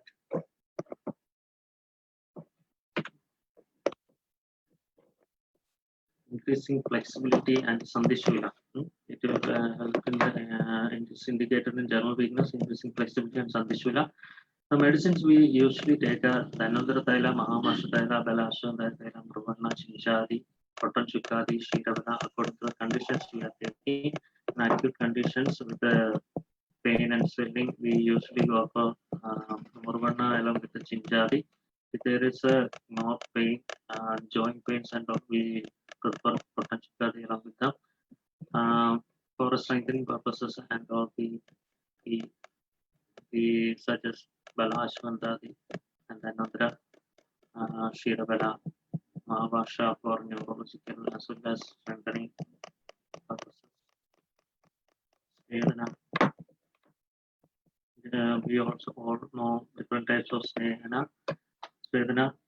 What are the importance of Svedana we are doing here?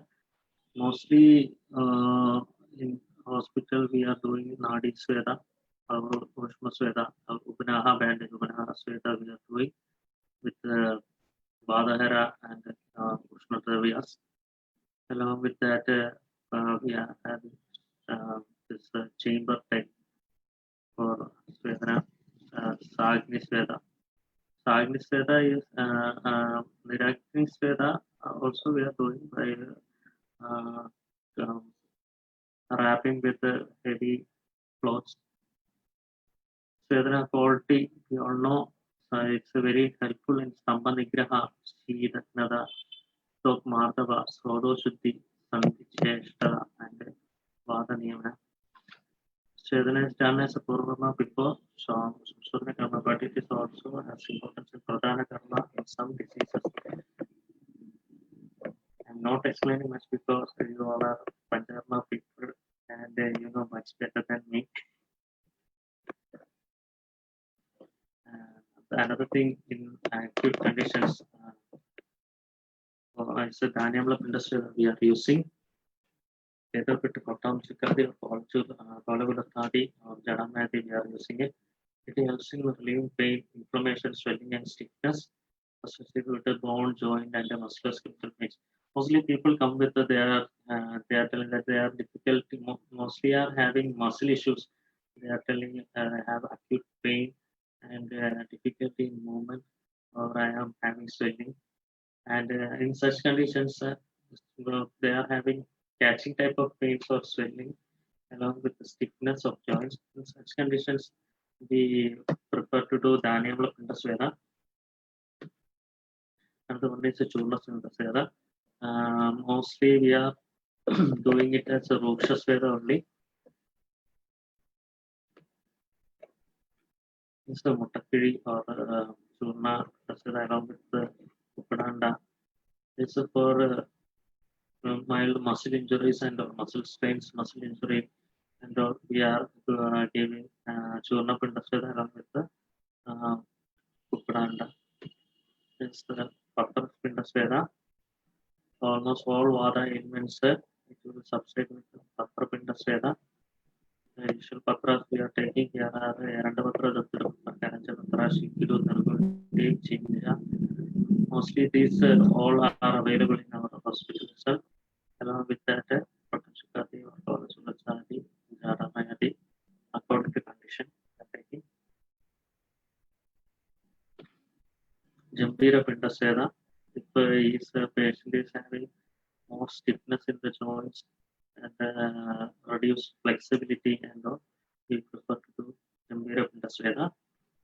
Almost in the action of Panchakarma is more acting more on chronic conditions. There's repeated strain injuries where the patients come as a sort of repeated strain injuries.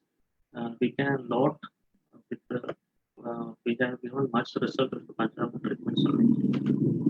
Normal is mostly using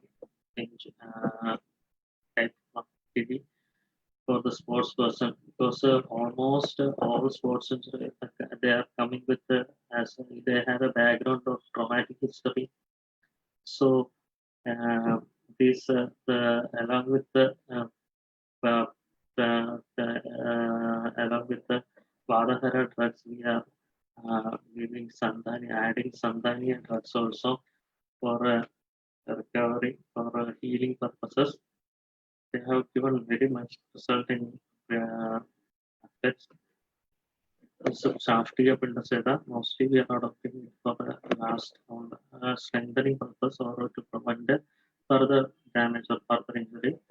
We are mostly as a Sandhani, we have added a Lasha also along with the normal Shaftiya Shali Pindasveda. Nasya is also adopted for people with the cervical condition, pain, or with the upper arm disorders, mostly with the who they are at their shoulders as well as neck has to be more flexed or get more stabilized. We prefer them Nasya.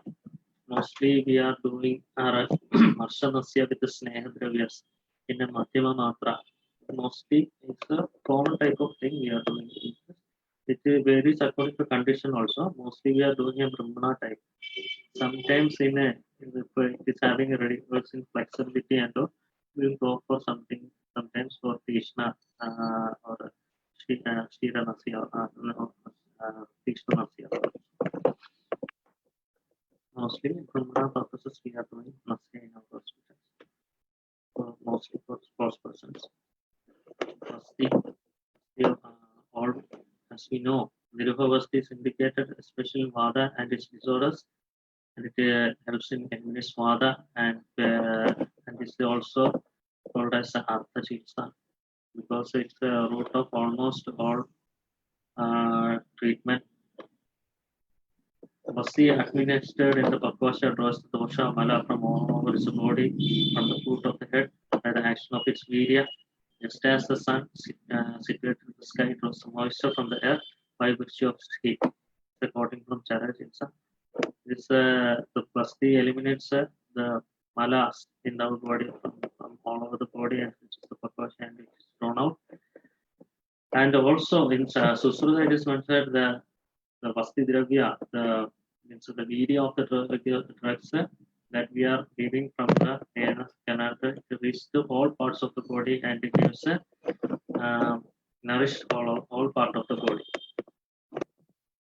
By using different ingredients, Vasti can cure Pittaja, Kabaja, Raktaja, Samsarja and Sanibaja disorders, though it is the best treatment for Vata dosha. So commonly using our Erandamula Vasti for lower back condition, pains, and for chronic Vada conditions, we are mostly adopting for pain relieving and Erandamula Vasti. Next one is Vaidana Shidavasti and also Vaidana Sharavasti also we are administrating. Mostly Shidavasti if it is having radiating pains. Shiravasti for as a part of nourishment for knee injuries. We are mostly knee or joint injuries after adopting injury management. The next stage for nourishing, we are also providing Shiravasti along with it. Anuvasana, these are the drugs we are using in the hospital. Maybe Dhanvantara Taila. Mostly we are doing in Matravasti dose only. Sometimes Madhyama Matra is also adopted. These are the drugs we are using for Dhanvantara Taila for almost Vadagavahara and Avana Visheshas.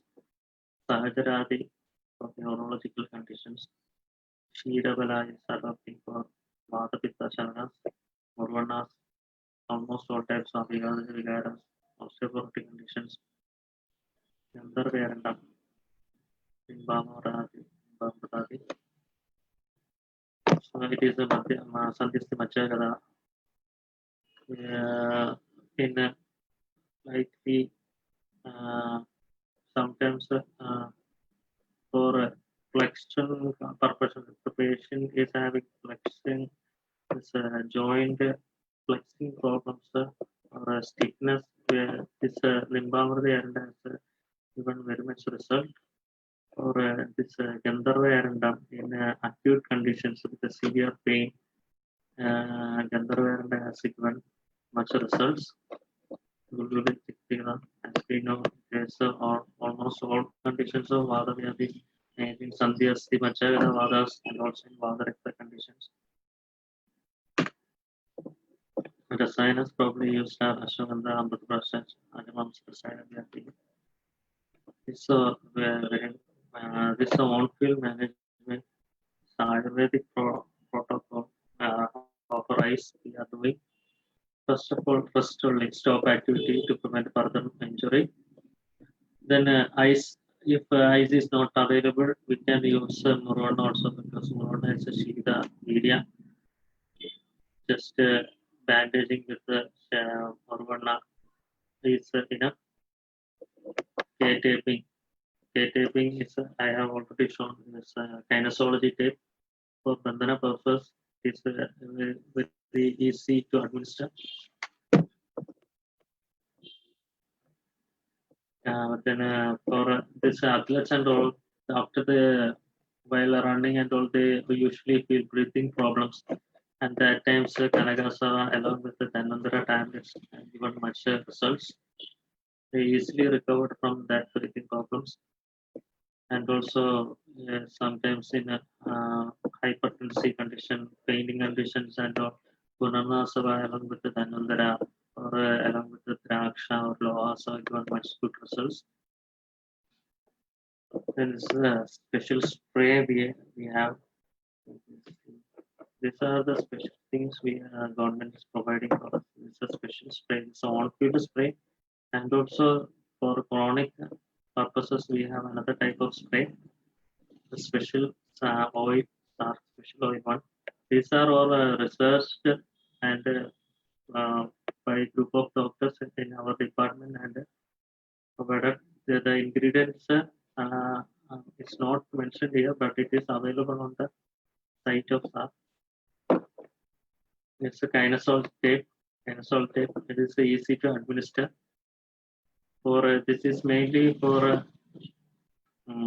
further preventing from injuries and also mobilizing the joint. It's a vast subject. Kinesology taping is another subject. Has to be it helps it to stabilize the joint as well as reduce the swelling, further tissue damage, ligament support, tendon tears, and everything we can apply. Even for ankle sprains and all, by applying the kinesol tip. It acts as a immobilizer too. In the discussion part, what are the probable mode of action of Sneha maybe? Snigdha Guna brings softness to the tissues. Snigdha is having opposite quality of Vada, hence subside the Vada doshas. It alters Gadi of Vada, which brings the Shaga, the dosha to the Koshta. It promotes the body strength and integrity of senses. Abhinga increases arterial blood flow to the muscle and skin, soothes and stimulates the nerves, hence increase the power and tone of muscles, tendons, and ligaments. This is a very important as far as the sports specialist compound because they need a much flexibility and also Abhyanga, we all know it not only it strengthen the body as well as it gives the Indriya Prasadana too. So you must have a very pleasant mind too for participating in any event. Probable mode of action of Svedana. The local hypothermia produced during Svedana improves local blood and lymphatic circulation and thereby helps in decreasing chronic inflammation in the injury site. Heat is also a counter return. As we have no Melsack and the walls get pain gate of theory, the stimulate there is a counter return. If we are giving pain from outside, the internal pain will subside and it will mask the pain inside. Vedana Bates says Snigdha and Ushna property relieves Stamba. It's very important as far as flexibility is concerned. Stamba, most of the sports persons come with the stiffness of joints. The Svedana helps in the relieve the Stamba. Ushna and Ushna Guna of Sveda does the Svodha Shuddhi and also Amapada. Hypothermia increases the rate of transdermal drug delivery, thereby helps in the absorption of drugs used for Svedana Karma or prior Sneha Karma. So the drugs also must be offered using Ushna Virya. It helps to relieve the Stamba. In chronic and repeated soft tissue injury during various years, various Vedana like Nadi Svedana, Valuga Svedana, Dara, etc. are very effective, found to be very effective in such conditions. In chronic muscle wasting, neurological cases, Shaftika Shali Pintasveda is helpful for stimulating neuromuscular functions. Common mode of Basti. Basti is a best treatment for a deranged Vata dosha, whereas it can be used for all vitiated doshas. It nourishes for all dhadus, relieves stiffness, contraction, and adhesion. It is effective in the healing process of torn ligaments, tendons, and fractured bone. Basti can stimulate ENS, that is enteric nerve system, which secretes neurotransmitters like acetylcholine, norepinephrine, serotonin, dopamine, etc., which controls various types of gastric activity of the GI tract. So efficacy of the Basti is controlling gastric phenomenon, which also can be explained. Common mode of Nasya. Nasya, we all know Nasa is considered as the Shiro Marga.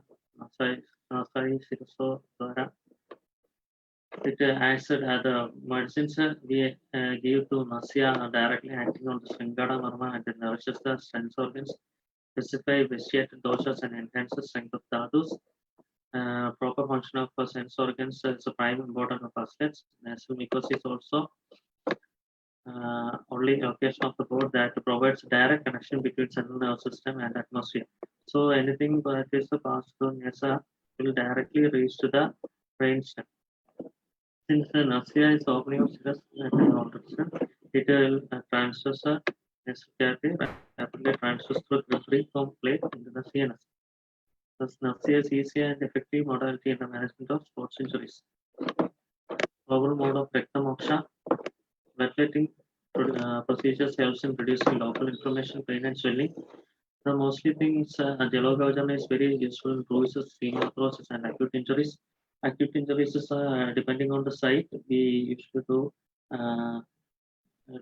tapping. We can do, and also Jalogavajana. Bloodletting procedures helps in reducing local inflammation, pain, and swelling. This is related to the ingredient present in the leech helps for blood thinning. It enhances wound healing and has a immunomodulating effect. Agnikarma, everyone know. Due to Ushna Tishna and Ashugare Sushma of Agnikarma, when transferred to THODUPUZHA, removes Rodha due to the Dosha Dusha Sammotion and improves Sarekta Samvahana. This helps to reduce the signs and symptoms. Ushna Guna of Agnikarma reduces the Shida Guna of Vada. Thus the Vada gets specified, which in turn reduce the signs and symptoms. Then it helps the Ushna and Tishna Ashugare Gunas of Agnikarma increases Dhatu Agni and helps metabolism of Dhatu. Thus, Samadosha gets initiated and the Dhatu Parnama occurs naturally by getting nutrition from Purva Dhatu. So, conclusion. Ayurvedic management. From this, we can assume that Ayurvedic management is a safe and non-surgical with less adverse effects. Repeated sprain injuries and chronic ailments can be well treated with Panchkarma therapy. Prevention of injuries and strengthening of joints and muscles tissue can be done by Panchkarma therapy before and after events on regular basis. Panchkarma not only gives strong strength to health body and also gives a sound mind too. Along with, we are providing in our hospital, we are providing yoga and counseling, which give mental support to the athletes because they are very much concerned about their games and their future. So proper yoga and counseling can help them much better. So this is our hospital, district Ayurveda hospital. It's a government venture. These are the services we provide there.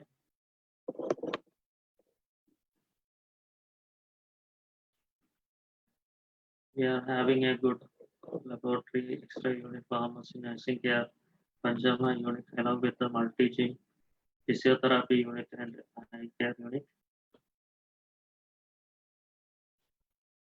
We have a visual as well as the body mass index for regular checkups of sports presence. This is the starting time.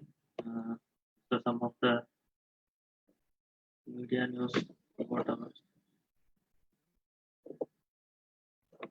it's a national powerlifting championship. This our doctor went to for representing Kerala team.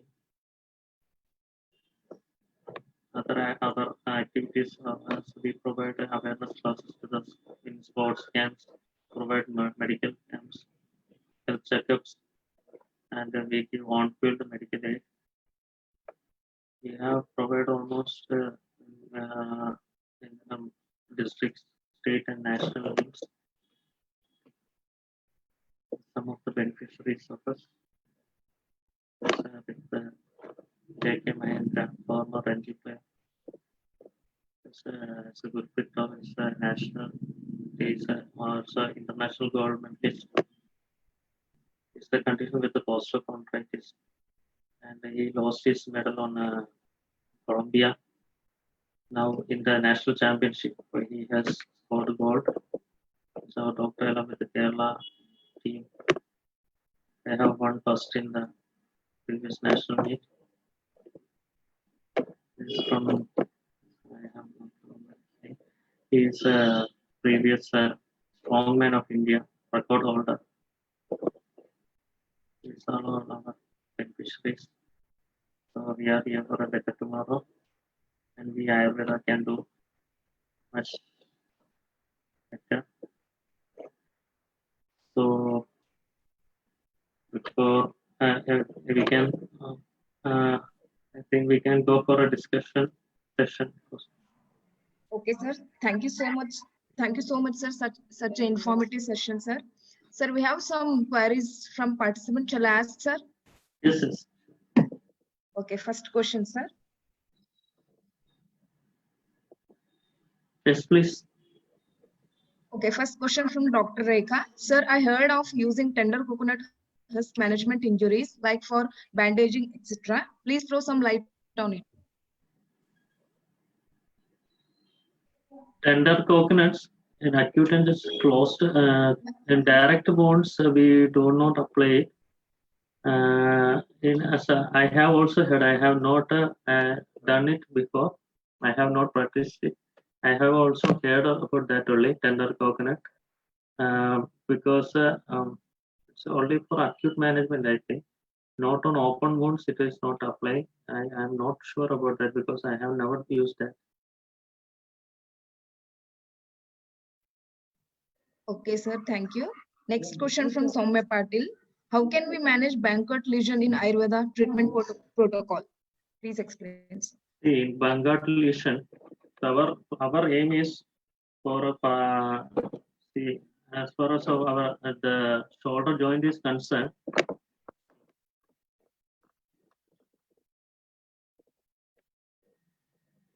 Bangat lesion, no? Shoulder is a very complex joint, but the recurrence, due to recurrence only Bangat lesion is occurring. In such condition, our aim is to give nourishment to the surrounding rotator cuff is the main stabilizing joint. So giving stress to by giving nourishing to the complete in and around the shoulder joint is our aim. So for that, first we have to manage the labor procedures. First, labor procedures for any injury or any swelling conditions. Then we usually go for bandaging purpose, daily bandaging with either with a Murvana or something.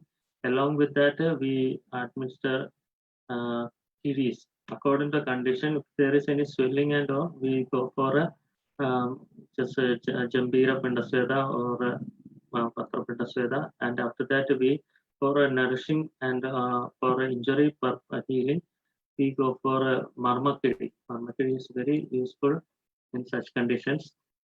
Then we administer daily bandaging, daily evening bandage with Murvana as a Swastika bandage we are doing. With along with that, after we go for a Shastika Pindasveda. Along with that, Shastika bandage also we do for a half for 1 hour.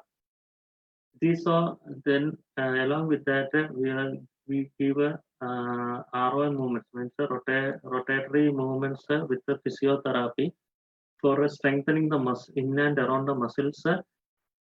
This Bangat lesion, it will the lesion will be there like that only, but the slipping, the further slipping of this can be prevented to a much more extended.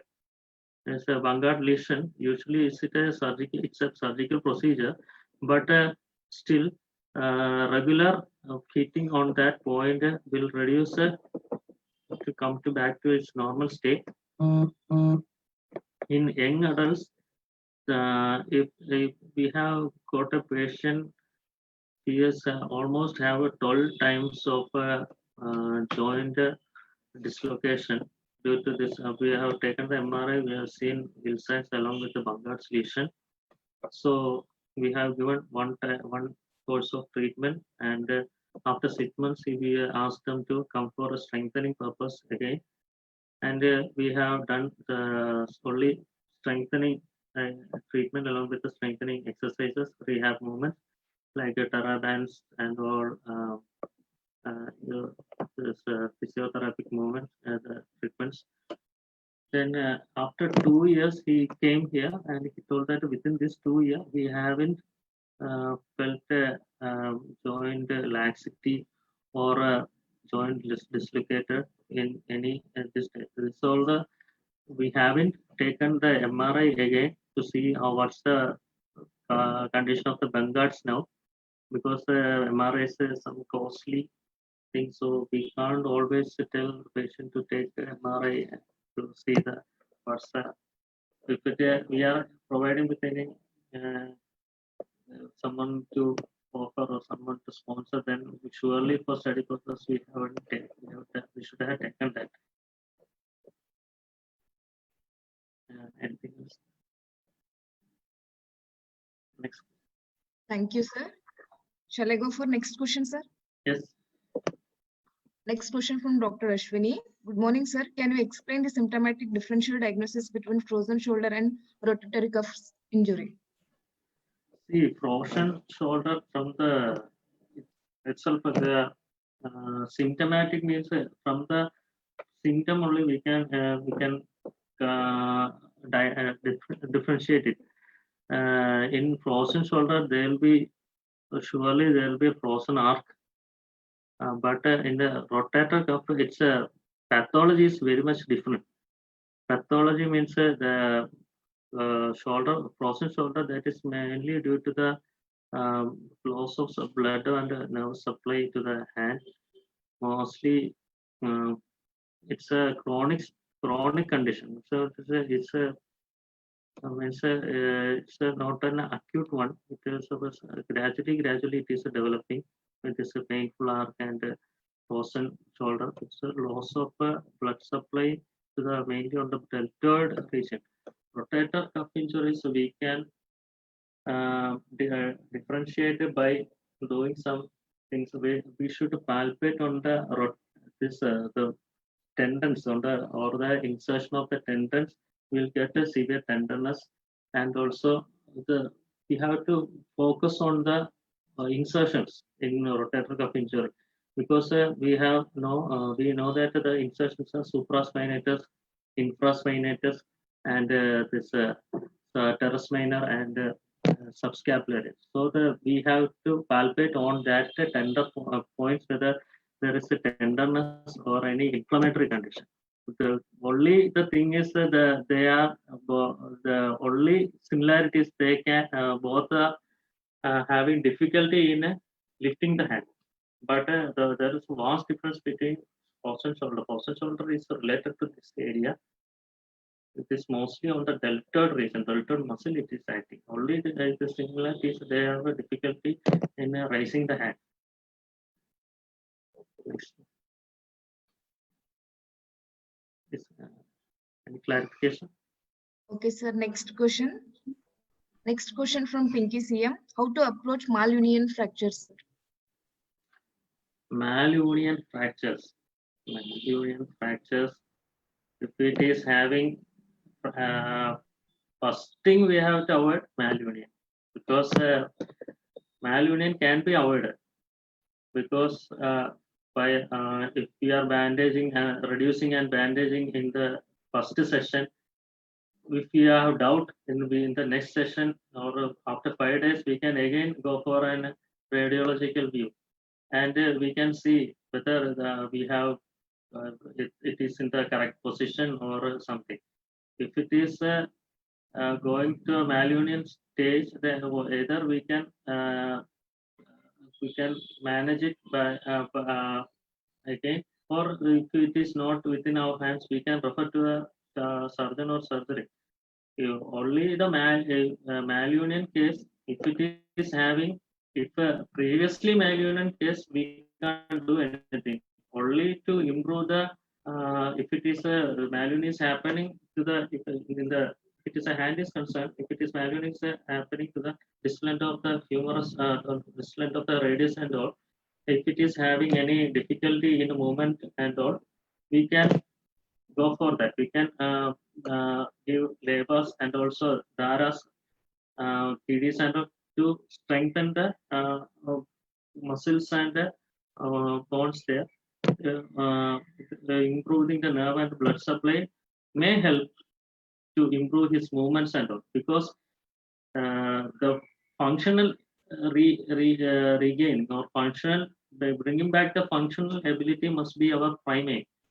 Malunion might cause some can show some means anatomical defect or some cosmetic defect, but the prime aim is to bring back the physical ability. If the physical ability is not regaining, then surely we have to refer to a surgeon. We have to opt for a surgeon, because it has to be cleared from the by surgery.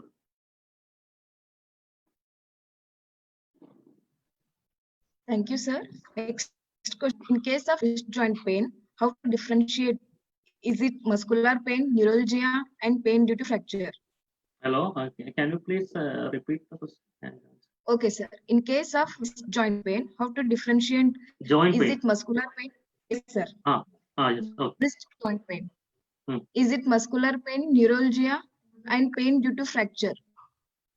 Wrist, okay. First go for we can see we can follow our only techniques. Darsana Sparshana Prashna. We have asked, we have to take in detail of how you are, is it, you do have fallen from any, so have you got a hit on your hand or hit on a wrist. First, we have to go for any detailed history is required, whether it has acute origin or it's gradually developed, whether he has any numbness or to the fingers, it is coming. So from this and all, we can take a radiological view. So if it is from that, we can know if there is any subluxation in the joint, if it is any, if the bone is impacted there, then we can assume that it's a joint, it is due to muscle, or if it is a numbness on the hands, then there might be a condition of CTS or the carpal tunnel syndrome, or ulnar neuralgia coming. If it is in the fourth or fifth fingers, it might be due to neuralgias.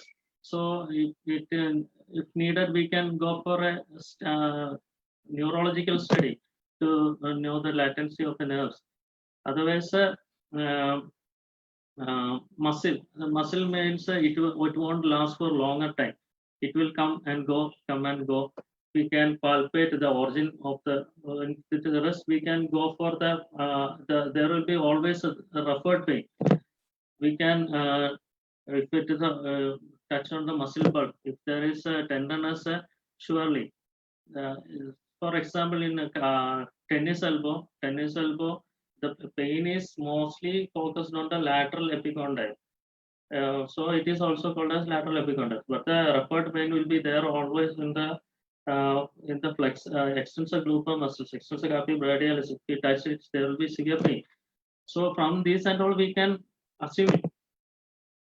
Then according to that, we can give the treatment modality also we can change. If it is due to a traumatic history, then sometimes we give a small reduction and small correction is required, and bandage it for 2-3 weeks. Then it will be subsided.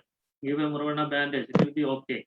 If it is a neurological condition, apply some labors or just the Tishna Dravyas to relieve the stiffness. If it is not relieved by that, given Agnikarma, the Agnikarma, it will surely relieve the tension there. Then the neurological pain will subside.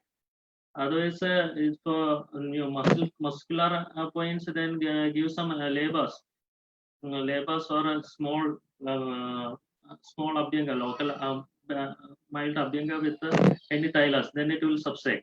From this, we can assume, we can differentiate it.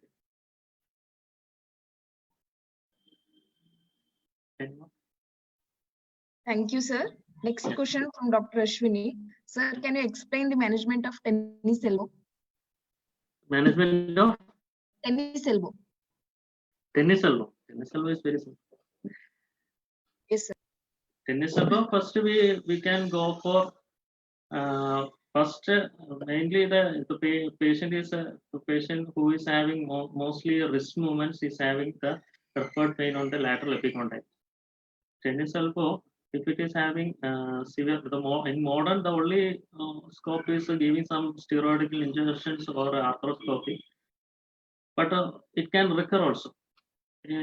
But here in Ayurveda we can apply this labas. Labas means kartavat or any tablet which is having kaba and vata samaka properties. If it is having severe swelling with burning sensation, then we can go for some kachuradi water like that. If it is having only swelling and pain, then we can go for kartavat, just apply on this dhanyamla or something. and apply it on 3-4 times in daily. Along with that, giving so Trayadishanga is good for these conditions. If it is a chronic type and is for reducing it, very good decision is going for an Agni Karma. Agni Karma either on the point like in Bindu type. If it is extending, we can give a 3-4 pricks on this area also. It will extend it, and the pain will subside it very soon. And we can for further management, we can use a tennis elbow brace. Avoid we have to give exercises and tell them to give a more concentration on its wrist movements. Wrist movements are sudden movements. We have to avoid. Wrist strengthening is very good for further recurrence of the tendency. Thank you, sir. Next question. More specific area of Upanahas Veda with respect to sports injury. Most. Hello. Can you please repeat it? Most. Hello. Hello. Hello. Hello. Hello. Can you hear me? Hello. Have I lost connection? Hello. Hello.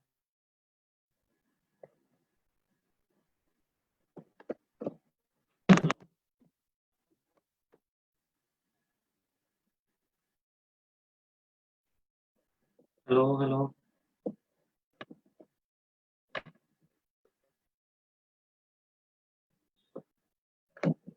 Hello. I think I have lost my audio. I will reconnect once.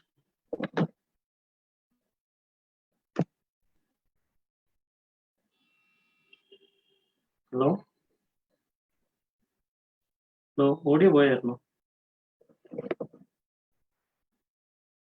Hello. Hello.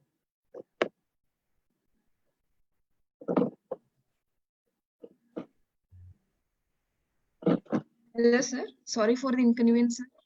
Yes, Can yes. you hear me, sir? Yes. Can you repeat the question, please? Yes.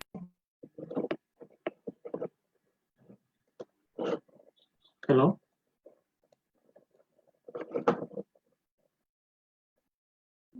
Sorry, sir. Hello. Ashwini, in question.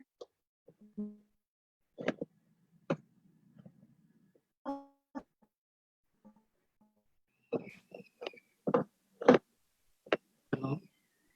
Sir? Please tell me. More specific Upanahas Veda, sir. More specific Upanahas Veda in sports injury, sir. Nagasada, mostly we are using Nagaradi. Nagaradi Churna. Just boiling it on Dhanyamla, and applying it over the bandage. Along with that, if sometimes we use Arkapatra or Erandamulapatra along with that, and just wrap it around the affected site. Only in close to wound site. If it is having acute injuries, sometimes we avoid it. Mostly, if it's having joint stiffness, we mostly go for Upanahas.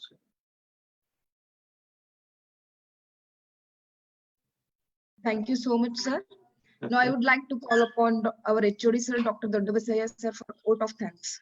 Thank you, sir. If it is, do we have 4 or 5 minutes time? Then I can show some of that. Yes, sir. Yes. This is Yes, sir. our this is our official Facebook page. Here you can see the comments of people who have come here and stayed here. I will show 1 or 2 slides.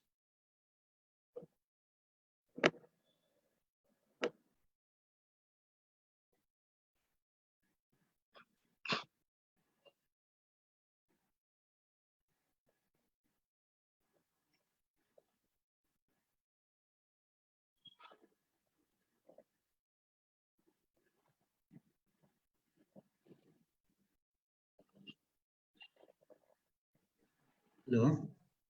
Good afternoon, sir.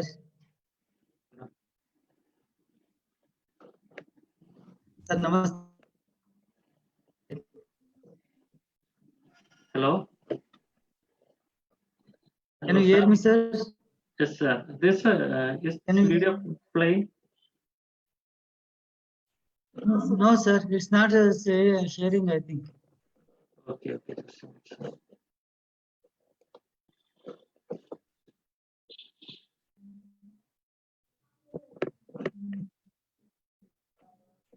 Now it's okay. Now it's yes, sir. Visible. Yes, sir. Okay. Just a minute.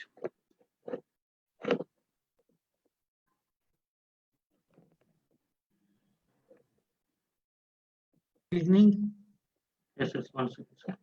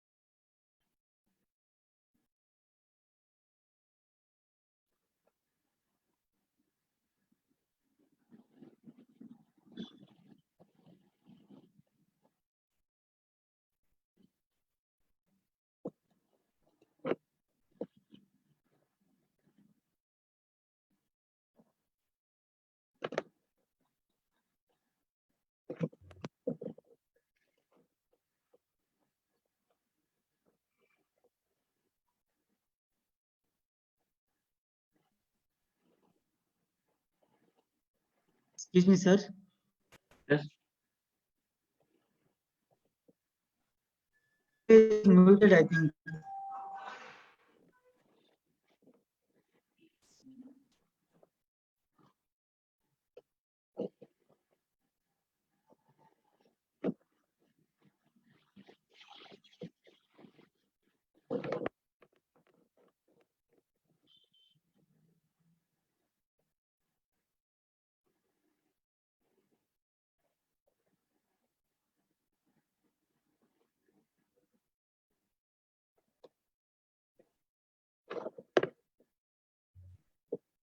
Sir, no volume at all.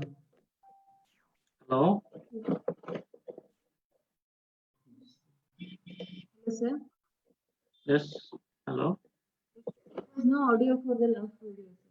No audio is playing. Yes, sir. Oh, okay. No problem. You can visit our Facebook site anytime. You can. You all are inviting to please come and like our page.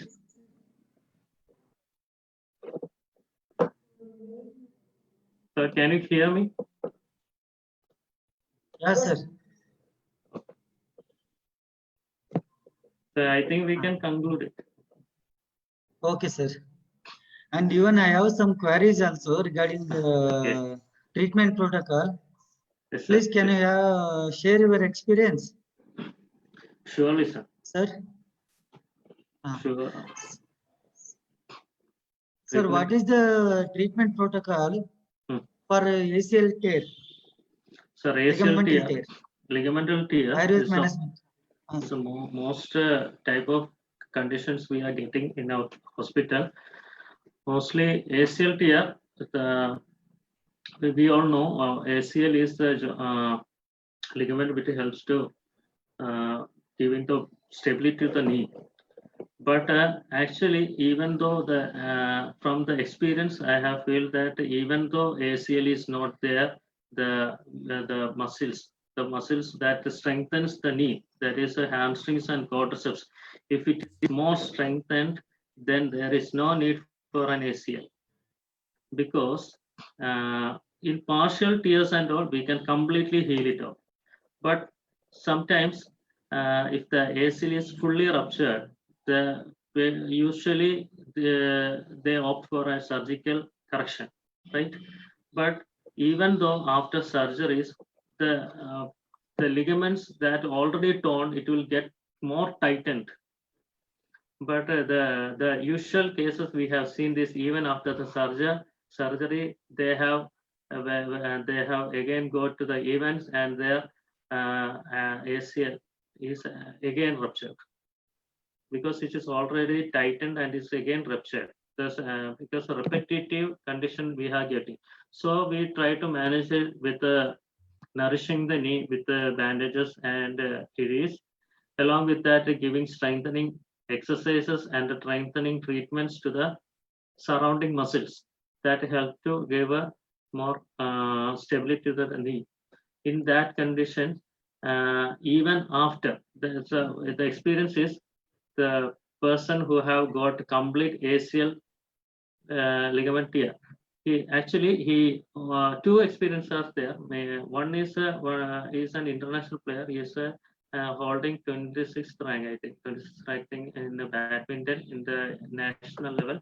He got ACL complete rupture and is torn by the same surgeon who have treated Sachin Tendulkar, Goldwall, I think.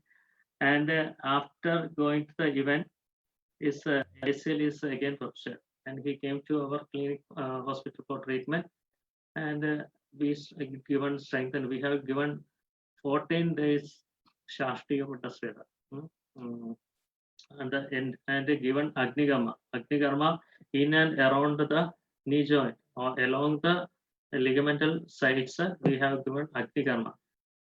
As we all know, Agnikarma relieves tension, and also Which it kind of gives Agnikarma, sir? Agnikarma with our Shalaga only. Shalaga, Panchaloga Shalaga, Agnikarma. Shalaga in and around. This MCL plane we have given, LCL plane we have given along the LCL direction, and given bandages. We have advised him to do Murwana bandage for continuously for every night for 1 month. And after 6 months, he have again gone for he's gone back to events, and he told that he is having very good strength in the knee. Another case is a high jump person. His ACL is completely torn, and after the treatment, he has went for a high jump, and he called back and told us he is getting complete stability. He asked me whether I have to take up MRI for clarification and all. But further follow-up we didn't get from him. But it's 2 years very good experience of ACL. ACL partial tears, we can completely heal it. Only the thing is fully completed. There will be anatomic. We can't join it by our methods. But by stabilizing and strengthening the in and around the knee, we can surely make him normal. Thank you, sir.